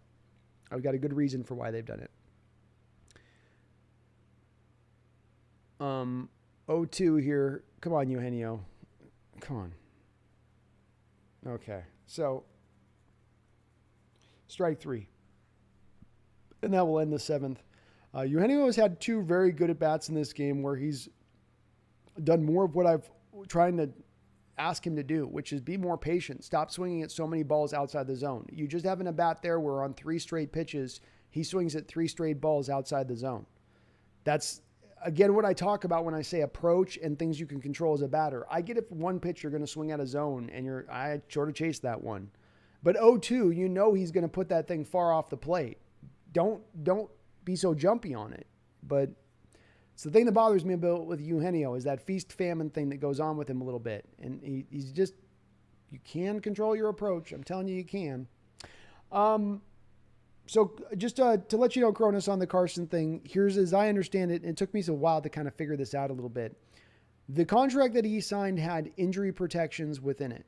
So I initially thought that you'd be able to save $3.5 million by moving off from Carson this offseason. But in actuality, because of the injury nature and the fact that it's going to be pretty easy to prove his case that he's having to retire due to injury with the neck hardware that he has in there now, that means there's no money to be saved by moving off of him.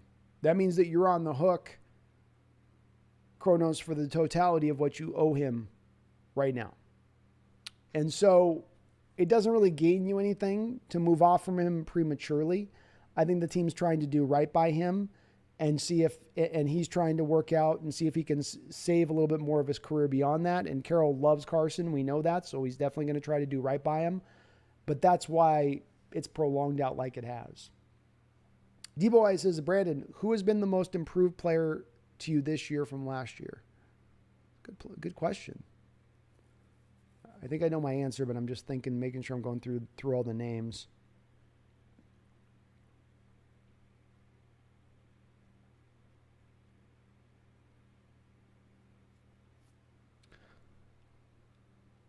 I think my answer is Logan Gilbert, D-Boy. Logan Gilbert pitched very well last year, but he wasn't uber dominant. And this year he's pitched like an ace, like a top of the rotation starter. And he comes out there and he's got a presence on the mound. I think he's really hard to hit, even when he's not perfect. And the Mariners are going to go to Paul Sewald here in the top of the 8th inning. First pitch, swing and hit high up in the right field, but Haggerty's under it for the first out. So I think he'd be the guy to me, D-Boy, that has taken that big leap forward this year as a player. If I was looking at a position guy, it would probably be Cal Raleigh and where he's come to. I don't think he got a lot of run last year, but he got some run, I thought. So he's probably been in that mold as well. I'll tell you, there's not a lot of competition in that improvement column of things, D-Boy, on this. Like, we have a lot of guys that have necessarily improved. Like, Dylan Moore's not taking a step forward necessarily. Frazier's not taking a step forward. But that's okay, too. 0-1 here on Seawall. He's just pumping in those strikes as he is wont to do. Sorry I missed your question on that. I did miss it for a second there, D-Boy. It's good as that this chat, D-Boy, moves nice and slow for me so I can stay with everything and recheck stuff. It's like my football chat right now is going, oh man, I'm having a devil of a time on the Hawks side of things, keeping up with the chat right now where we're at. And it's going to be impossible in the season, and people are going to get so butthurt about it. Like, they get so mad if I miss, and I'm just like, oh, that one's tough. This one's like easy and just go right back through. All right, ball one there on second pitch. Seawald set now for 1-1. Slider just outside on the edge, misses. 2-1. Sector 7 says, just give me a 12-pack of beer, get me a nice and drunk, and I will play running back. There we go. Hell yeah.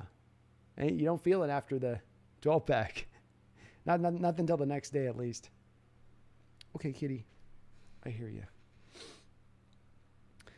All right, 2-1 pitch here to Jonaheim. Jonaheim. They call him Jonaheim. Ball, 3-1. Randall says, do you bet at this tribal casino? I don't. I think you're talking to Samuel, though. 283 says, yeah, I kind of knew he was done, but I'm hoping after the news, Seahawks Twitter will stop hating on the Kenneth Walker pick. I hope so too. Swing and a miss there. 3-2. Nice pitch by Seawall in the outside corner. I'm with you, man. 2-8-3. The weird Kenneth Walker hate this offseason has been strange. And, I've not been in that lane with it, but I've not understood it completely. It's been the weird evolution this offseason, and I hadn't paid attention to it, where running backs have been suddenly so devalued, and the 3-2 pitch is knocked foul. Running backs have been so devalued that now not only do you not take one in the first round, but you don't take one in the second round, and it's a hard and fast rule. And I go, why? It seems kind of arbitrary. And I've yet to hear anybody really upset with the player himself in Walker. They continually go back and just pick on the pick and taking a running back in the second round, and has nothing to do with their evaluation of the player. I find it odd. 3-2 pitch, strike 3. Seawall buries him on the outside corner with some high heat.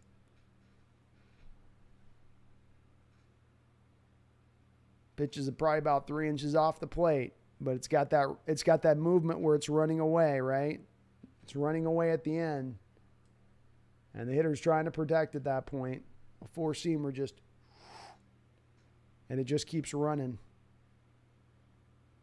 It's tough with Seawald because you got the four-seamer goes this way and the slider comes back in, and he loves to run with both. You don't know which one you're getting because the slider's the one that can look like a fastball. First pitch to Adolis Garcia is high for ball 1. Garcia hit an opposite field home run in his last at bat. Seawald comes set here, 1-0. 2 outs. Again, a little outside. Perhaps being a little bit careful here to Garcia. Big Country says, I say Gilbert as well. Glad I'm not alone on that. I figured that feels about right. Alex says, I wonder if the Mariners have a chance to get to 100 wins. They do. And I'll tell you why after this payoff pitch. High, 3-0. Okay, come on, Paul. Make him swing the bat. Remember, they're going to have one of the weaker schedules in the second half to deal with. And as well, don't forget when you get down to the season, of course, there's a lot of teams that start to mail it in. When you get into September, which means there's a lot more free, easy-peasy wins in there than you would normally have. So, sorry, guys. Why?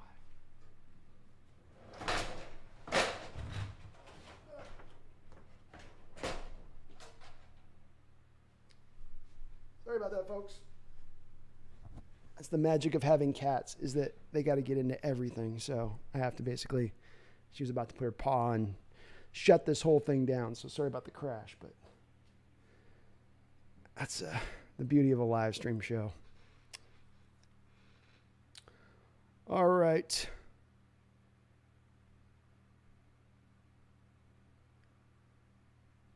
So we do get a walk there by Seawall. Tying runner is at the plate. 2 outs. Bottom of the 8th. The Mariners are up 4-2 here. Watch Visquest. What's up, my man? He says, just got back from fishing to find the crow's nest is live. Is this the best Monday ever? Hell yeah. Fishing and crow's nest. It's a 1-2 punch for the best type of day. So good to have you back on in here. First pitch strike. Nice little slider on the edge of the corner there by Mr. Seawald. Very good pitch.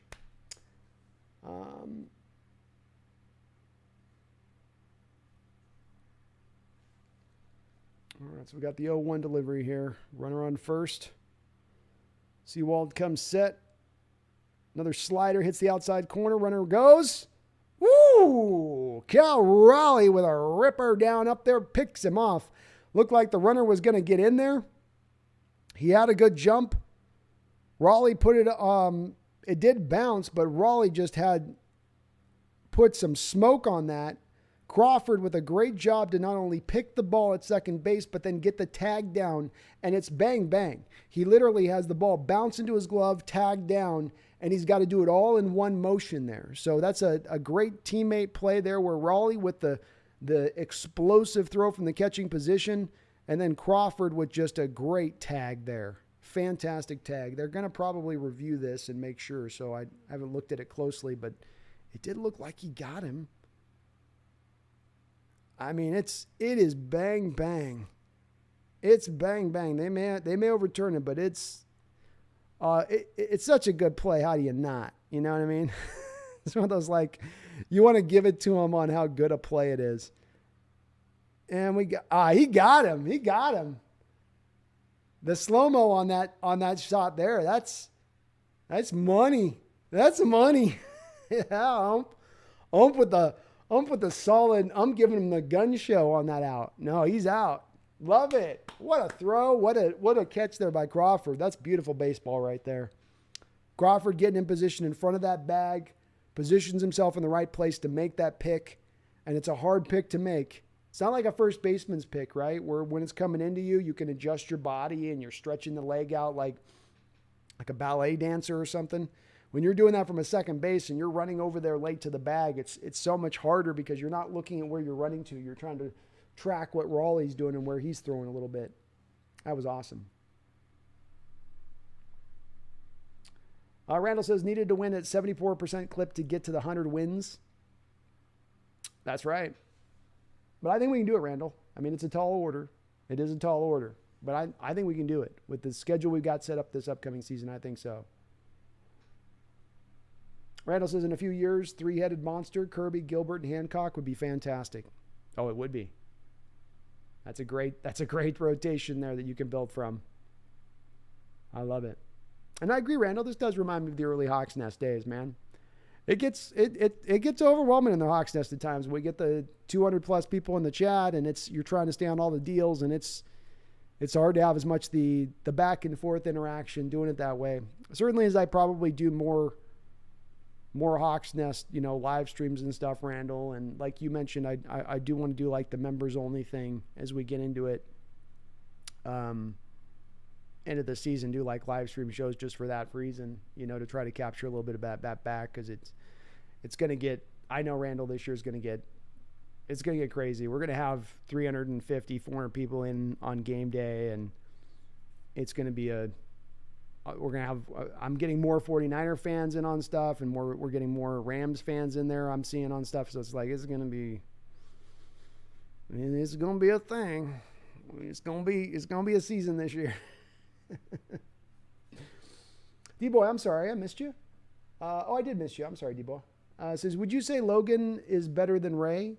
In Major League show, they have Ray overall ranked at 82 and Logan 85. Agree or disagree? Why or why not?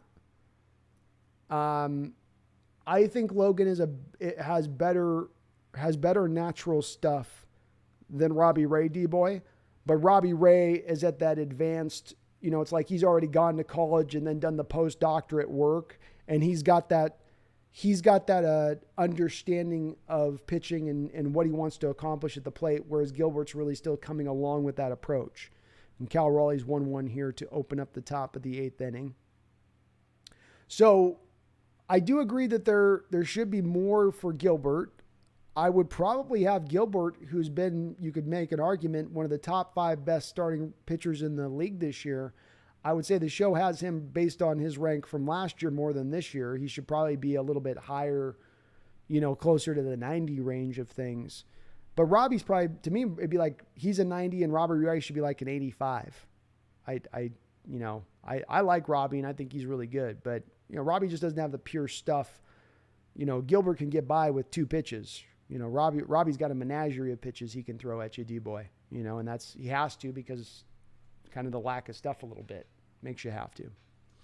Cal Raleigh here with a 1-2 count. He is 2 for 3 in this game, 2 singles and an RBI. Let's put some good at-bats together overall. But it's close enough, D-Boy. And I know sometimes those rankings you have to some of them don't have even 96, 97s because they're trying to get their scaling grading right. Cal Raleigh swings right over the top of a slider outside of the plate. It's kind of a meek swing there. Nowhere close on that one. Ball just running away. That might have been that was a...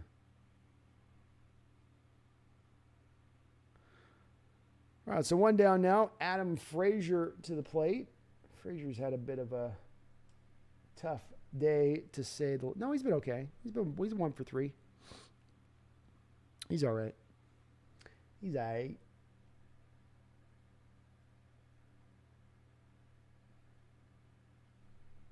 What's up, Gina? I haven't seen the new Doctor Who season yet. I've got a lot of... I haven't watched much Doctor Who, but it's one of those shows that I got to get over and check out at some point. Though there's so many seasons of it, which one do you watch? Diego Castillo getting ready in the Mariners' pen. Frazier's drawn a 2-0 count here. 3-0 count now as that slider falls in. Is it a slider or a sinker? I'm going to have to learn how to tell the difference between my slider sinkers. It looks slidery.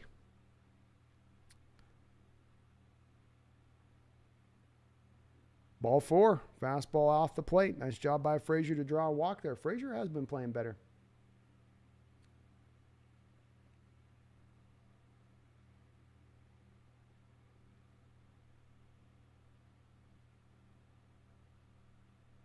All right. See if we can play call. They call this tack on. Let's do some tack on. Tack on. Gina says, I haven't seen all Doctor Who, but after Star Trek The Next Generation is Doctor Who. All right. It's a great show, Gina. I've heard some really good stuff about it. I just haven't had a chance myself to check it out.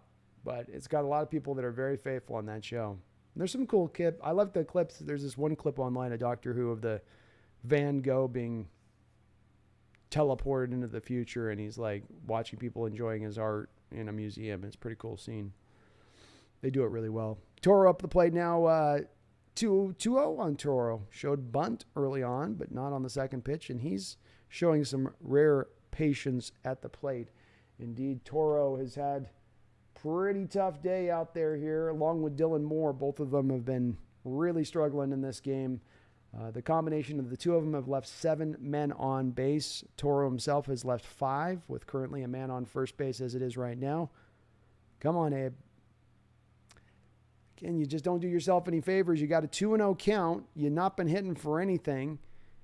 You know, and you have a guy just draw a walk on the previous at bat, right? So he's thrown. This is, again, stupidity here, where he's thrown 6 straight pitches of balls. Take a strike, you know? Take a strike. And instead he swings at a bad pitch. Now he fouls another one off, and now, bam, you go from having a 3-0 count to now you're in 2-2. These are things you can control as a major league hitter there. That is a bad approach by Toro. This isn't about talent or ability at this point. It's about how he comes up to the plate and what his plan is. You're not a home run hitter. You're not a middle of the order lineup hitter. Why are you swinging at 2-0 after a guy just walked the previous batter to you? Doesn't make any sense. And then swings at a final pitch outside the zone on a slider, nowhere near the zone. Strike 3. Toro leaves 6 batters on base in this game, 2 strikeouts, now hitting 176. There is no reason to be moving Toro out and having him bat anymore. This guy's not helping this lineup. Period. God, that was brutal to watch.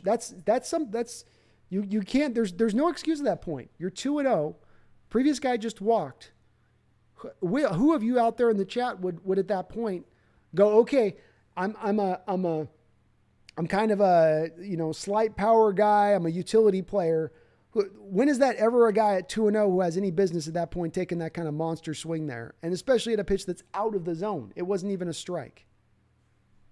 I know you're struggling, and I know you're trying to find your way a bit, but that patently will frustrate me as a fan when I watch that. I can get when you're getting swung out. Guys got better stuff. Verlander's eating you up on a day because he's giving you the master class in pitching.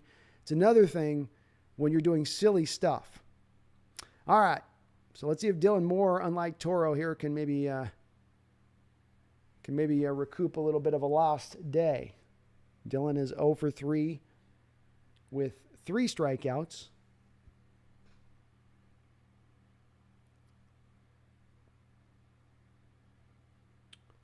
Randall says, do we assume that if we don't trade away Harry Ford that he'll switch positions? Just feel Raleigh has the leadership qualities of a catcher. It's why I said Veritek. Ford probably 3 years away. Probably so. If not switch positions, and that ball's high up inside, almost hits more. If not switch positions, Randall, I think you're at the very least thinking about, okay, this is another guy we can put in the trade package. It's a little bit of where you may put Kelnick at this point, where if you don't look at Kelnick and think, we don't know if this will work out with him, he still has value throughout the league. He still has value, even though I know he's at his lowest depressed asset, theoretically speaking. Somebody might look at what he's doing in AAA and say he's ready to go. He's just been waiting to hammer on. He's still only 23 years old. Moore with a real funky swing there. And Frazier was running on the play. And again, swinging the ball a little bit out of the zone there. A lot of half swings in this lineup at times. All right, 2-2 now with Dylan Moore. Let's see if he can, what is it, the sombrero, if you strike out 4 times? The golden sombrero. So let's not get the golden sombrero here, Mr. Moore. But I think Randall, bird in the hand.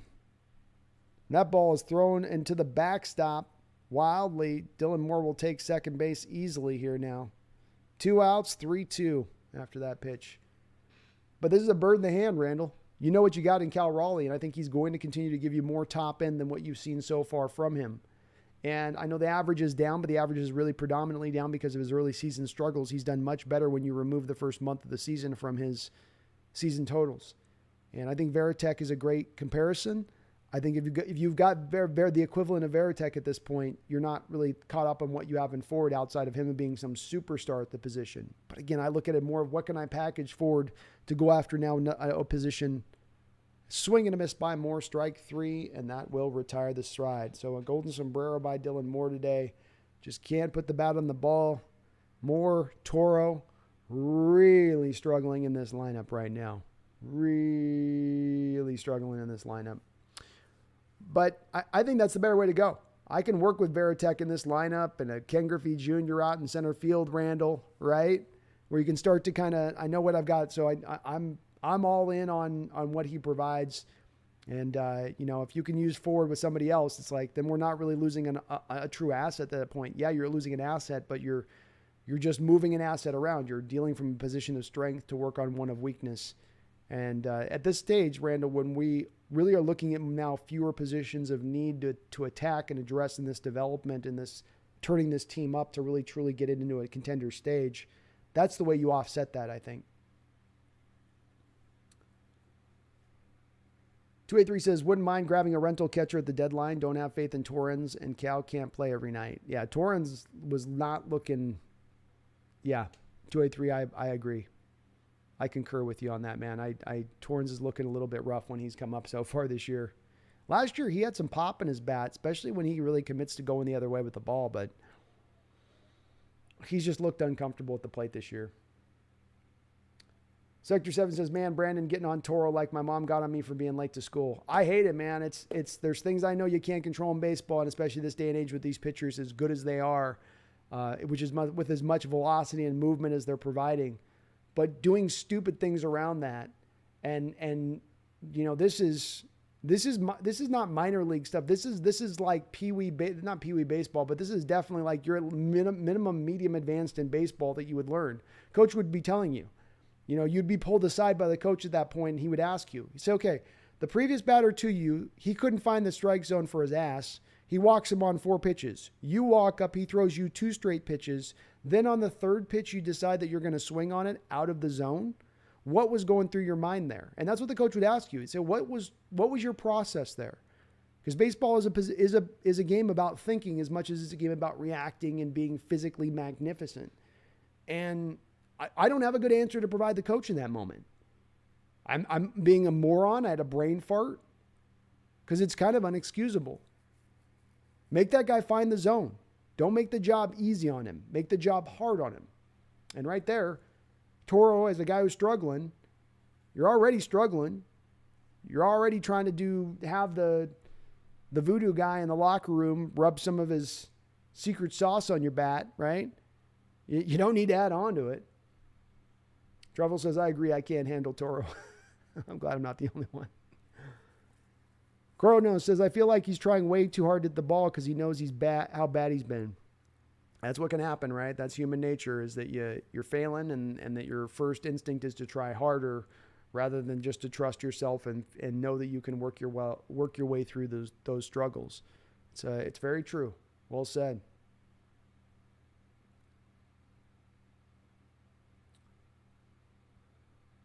Chrono says, I feel like, yeah. So I agree there. All right, so we got Diego Castillo on the hill here. He goes 1-0 with the first batter. We are in the top of the ninth here, so he's going to try to close things out. Mariners up 4-2. Nice to have a little bit of that cushion there, and this not being a one-run game in this moment. Comes back with a nice little slider there for 1-1. Diego's a fun guy to watch pitch. Good live arm. 1-1 delivery, high outside, 96-mile-an-hour fastball. Randall says Craig Biggio came in as a catcher. Not saying Ford is a biggie, Hall of Fame, but he's uber talented. They can change positions. You know, we have seen catchers come in and do other things. Or a slider that misses off the plate. 3-1 now to Nathaniel Lowe. Let's not walk the opening batter of the inning, please. Interesting to go to.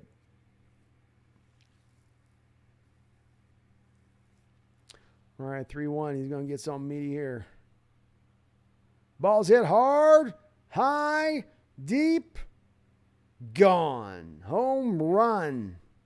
He got him into a 3-1 count, and he put it in that place that I tell you about, folks, that you don't want to give to lefties, and that's inside and low. That is the magic man hour right there. That's their hot zone spot. Fortunately, Castillo trying to struggle to find the plate here a little early on here. Got a little bit too much of it. Kind of more, no, it wasn't. That was more out over the plate a little bit. It wasn't much inside. He just put a good swing on it. He was amped up and ready for it. So good on the hitter there. And Randall, yeah, there are catchers that have been able to change. David Ortiz is a guy that was a catcher that just became a DH. You know, maybe you look at it as just a DH-only role. But then you go, what's the better value at that point? Maybe with him packaged in a trade. Because it is a little bit of, Randall, the question of what's the offset with that? You know, what changing him off of its natural position versus the trade assets I pull back. And a nice job by Castillo to come back here 0-2 on the next batter. He adjusts his cap.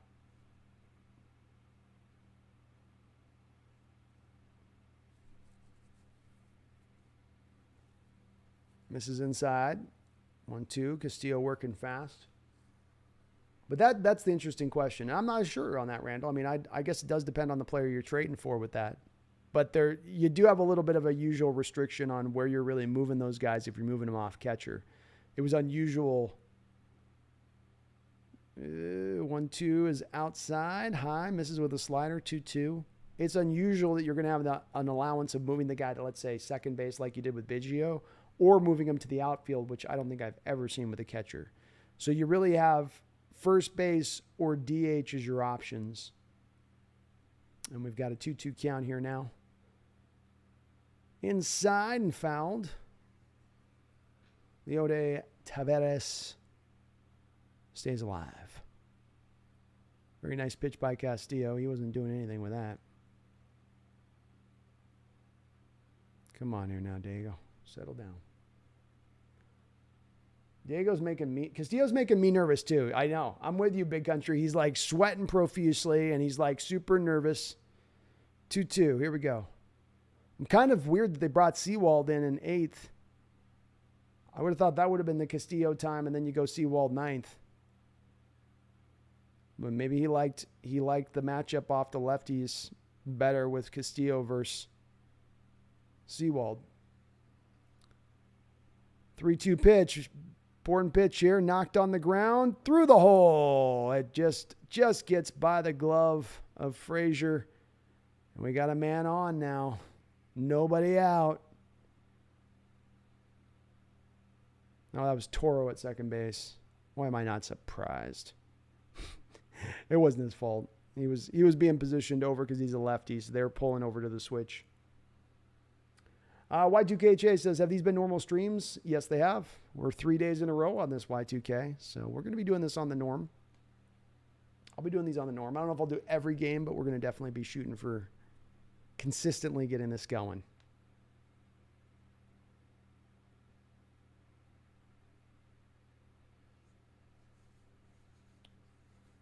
Cornos 1009 says, glad we didn't have that glad we have that 2-run cushion, but great.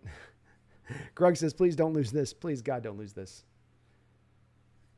And our guy in the chat that hit a bet here. Oh, my goodness.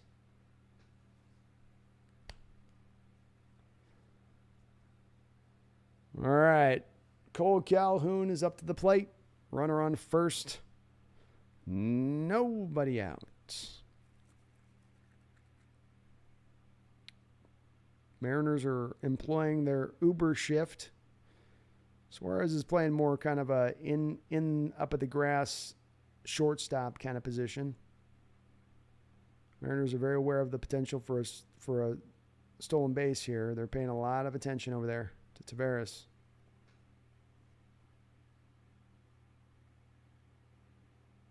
Castillo adjusts his glove, adjusts his hat. 1-0 account here on Cole. Debo says, Brandon, seeing both A-Rod and J-Rod in their early careers, who is better and who should I say, who's more talented? Oh, goodness. What a great question, D-Boy. Let me think. Let me think on that. That's a tough answer.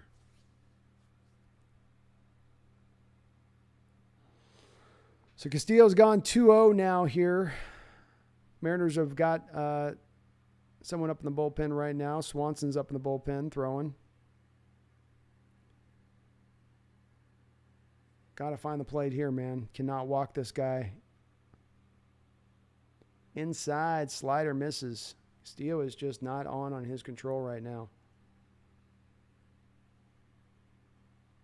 Come on, Diego. You had one job.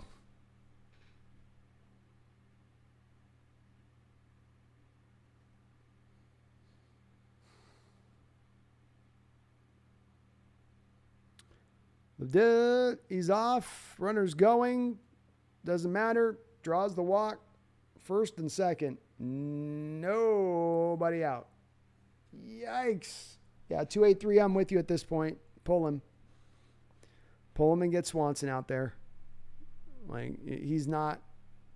His control is just not there right now. You can see this with Diego. He looks nervous. I don't know. He just doesn't look comfortable out there. D-Boy says, I'm happy when Diego comes out to close, but he's blowing it for us right now. Come on, Diego. Something just seems a little off with him right now, man. He doesn't look right. D-Boy, to answer your question, I guess my instinct is to say that God, they're very close.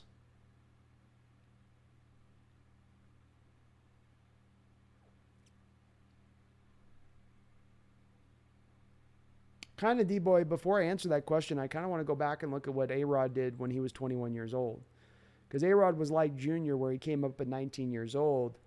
But we almost sort of need to look at, rather than what they did in their rookie year, because it's not fair to say, well, Julio at rookie year 21 and then A-Rod at 21. I almost kind of want to see where A-Rod was at 21 years old. They stay with Castillo, and he pumps in a fastball right at the knees for 96 miles an hour. And strike one. Rangers are 0 for 7 with runners in scoring position today. Interesting enough here, they actually have Duran here not trying to bunt over these hitters. Bunt over these guys. Ball's knocked up in the air. Cal Raleigh drifts underneath it. It will go back into the crowd. 0-2. Nice job by Castillo. Come right back at it there. There we go, Diego. Aldolfo Alvarez says, saludos desde Venezuela. Well, thank you. Saludos to you too, Aldolfo. Appreciate you. All right, 0-2, big pitch here. Big at bat here. Nobody out. Runners on first and second. Top of the ninth. Mariners are up by 1 run. Nitro Hawk says, do you have a favorite live stream? Mine has got to be the Jordan Brooks draft, the Ram stream where you were drunk. That's a good question. The Ram stream was a fun one. Diego keeping the runner close at second. Ferris doesn't look like he has really any intention of running. I was having a lot of fun with the draft this year, Nitro. I was having a lot of just a kick in the pants with that this year. We're really getting it down, and I felt like I'd really prepared this year in a way where I really knew a lot of the guys, and I was really just, it was a really good, fun few days of going through and doing it. But the drunk stream's definitely up there with me too. We'll have to do another one of those at some point. Problem is I go like 5 hours on these streams, and that's a long time to drink at times. You get pretty sloshy by the end. 1-2 delivery is knocked high up into the air. Foul. The count will remain 1-2. Very nice pitch there. Very nice pitch there. It's one of those ones too, if you're the right fielder there, you almost think about letting it just fall foul. Because if you make the catch, the runner is definitely going to be able to move over from second. All right, Duran steps in now here. Here's the pitch. A little bit high. 2-2. Okay. Okay, Diego. Come on, buddy. Come on, buddy. Elude Ortiz says, go Texas. What's up, Elude? Debo says, hey, take your time. We can, oh yeah, no worries. The payoff pitch, strike 3. Got him with a nasty slider on the edge of the plate. That thing just kept running away from Duran. Duran said, no mas. Not on that slider. Great pitch by Castillo. You needed that. You needed that, buddy. Beautiful. Yeah, Cal points his glove at him and says, that's it right there. And that will be all for Sir Castillo. So nice way to hold it down, Castillo. At least limit the damage here. 1 out. He will slowly saunter off the field. D-Boy says, I'm happy when Diego comes out to close, but he's, oh, sorry, I read that right. So yeah, I'll look at it, D-Boy. Let me look after, as soon as the game ends, I'll look up Alex's stats in his year. It would have been year technically 3. I remember when I looked at it with Junior, though, D-Boy, I was really impressed by how closely aligned Julio's year was to Junior's 21-year-old season, not just his rookie year, D-Boy, but Junior's 21-year-old season. So they're very close as far as prospects minimum. And if we're talking about one of those guys being over the other of them, it's neck and neck. You know, there's not one that's vastly superior. But you could make an argument with Julio that there's a little bit of that sky's the limit. We don't know where the top end exactly exists with this kid. It's pretty rare that a guy walks onto a field at 21 and starts legitimately having an MVP season right from the jump. You start to really raise that ceiling at that point when that occurs. But Alex was equally freakish. Number 1 overall pick in the draft, a generational player. You knew it as he was coming out at that time. So it's very, very tough to parse between those two. It really is.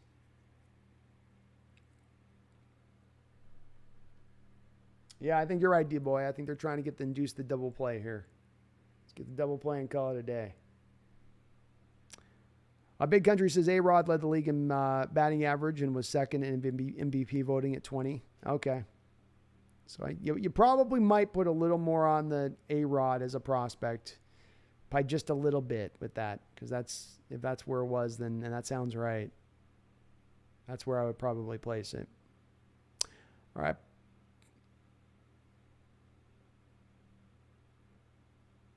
Here we go.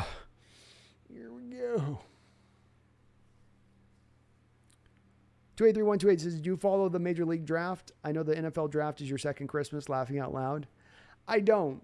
Major League Draft is, and it's just so much of a tougher one to follow because guys so often flame out. And it's a little harder for me to extrapolate what I see at the college level versus what I see in college level with college football. It's harder to me. It's always been a little bit tougher. I'll take a look at a prospect they get and look at who they've picked up high in the draft, but it's just not quite in the same spot as far as football goes to try to track it and monitor it. But yes, football, the draft is definitely my second Christmas. Sabas Munoz says, Desad, Colombia. All right. I see you, Venezuela. I see you, Colombia. Welcome on the chat. I like to say, Crow's Nest is worldwide. We are worldwide here at the Crow's Nest. All right, Swanson on in here now. First pitch strike on Josh Smith. Smith 1 for 3 in this game. You are going to turn this back over the top of the lineup here, at least on one of these, unless you can get the double play here, which we would love to see. I think Josh is pretty fleet of foot, though. It's not going to be easy. Second pitch, nice little slider. Got it out in foul territory. Eugenio is there and makes the play. 2 outs. Let's go. Beautiful pitch. Love Swanson coming in. Pound the zone right from the start. Not messing out here. Not messing around. Not messing about.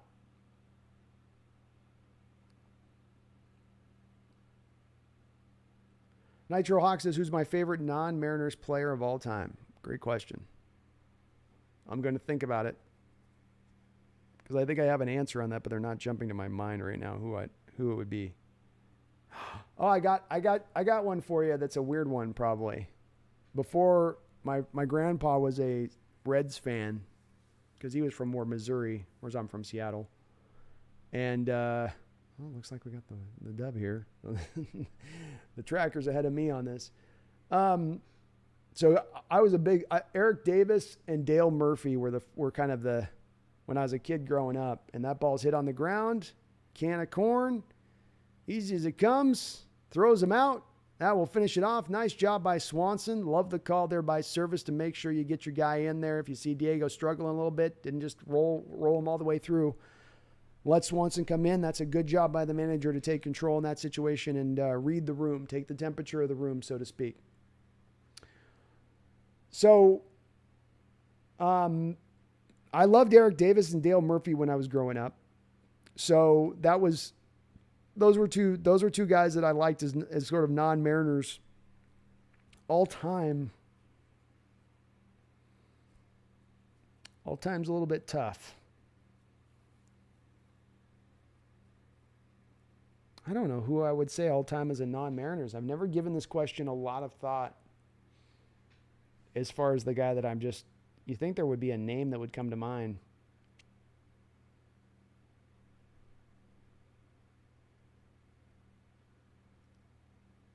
Not sure. I have to think about that, man. Let me think about it. What a great win by our Mariners here. I'm going to go use the bathroom. I'll be right back, guys, and then we'll let's talk about this win and where we're at here going in the future here now. So 1 second. Be right back.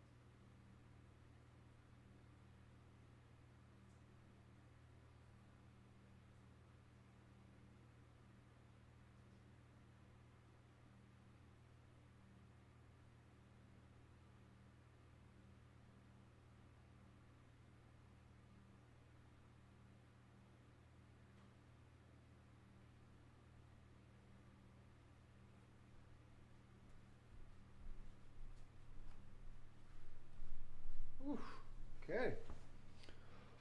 What a great game. Well, our Mariners came back today. Ty France carrying the day for this Mariner team. Just put him on back 3 for 3, hit by a pitch. Hell, after he got all those hits, he still said, I'll take one on the elbow too on top of it. I'm not done there. We really needed him and Raleigh to really provide what they provided today in order to get over. We don't have, no Winker in this lineup, no Julio Rodriguez in this lineup, other guys in this lineup that are really kind of struggling to kind of find some consistency at this point. You're able to kind of work around it here in this opening game. So a great win by the Mariners as they continue to show over the last year and a half a great ability of doing well in one-run games. And that's something that they've consistently stayed well at. Like I told you guys during the live stream, if Flexen could just get through that 6th inning, then you can get to your top guys. You can get to your close down guys, which this Mariner bullpen has established itself of, hey, if you get us into the 7th with a lead, we're going to probably be able to hold it. Say nothing of being able to tack on as the Mariners were able to give them a little bit of a 2-run kind of cushion there. Good defense play today overall. You had the one misplay by Crawford, but he came back in a big way in a couple of other plays to really offset that and show that good, damn near gold glove ability that he does have over there at the shortstop position. Flexen pitched a marvelous game. I thought he did a great job mainly of beyond locating the ball. It was the mixing up of the pitches, never letting the batters get locked in on just one thing or another, just kind of mixing them up nicely and keeping them confused and off balanced. And when he stayed in the zone, he had great success. When he started to nibble and sort of pick around the edges, that's where he started to kind of at times flirt with disaster, but he also showed great moxie by fighting through those tough moments, even when runners got on. And when he needed to make a pitch, he made a pitch, even a couple times dialing up the gas, saying, okay, I'll get you up in the middle 90s here to close you off high in the zone. Let's see what you got. Here it is. Take a swing. What you got? And he overmatched them. It was nice to see. Obviously, this is not a juggernaut Rangers lineup. They're middle of the road team right now, a little bit less than middle of the road as a team as far as their win-loss record goes. So, they are what they are. But at the end of the day, like I've said, part of the reason why I see this Mariner team continuing to move up forward as we go on to the season has to do with the fact that you have a team that is going to get healthier, has a much easier schedule on the back half of this season than they had on the front half. And I'm anticipating Dipoto to make at least one move in addition to that.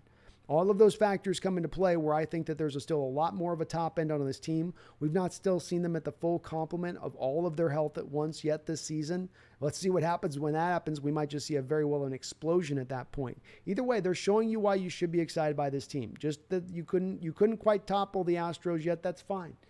You got 2 months left, right? This was a season of a show. You were around the midseason mark, the villain got you. But there's still some time to bounce back off of that. So I'm still encouraged by what I see with this team. I'm still very high on this team for this upcoming year as I'm getting texted to death. Sorry, one sec.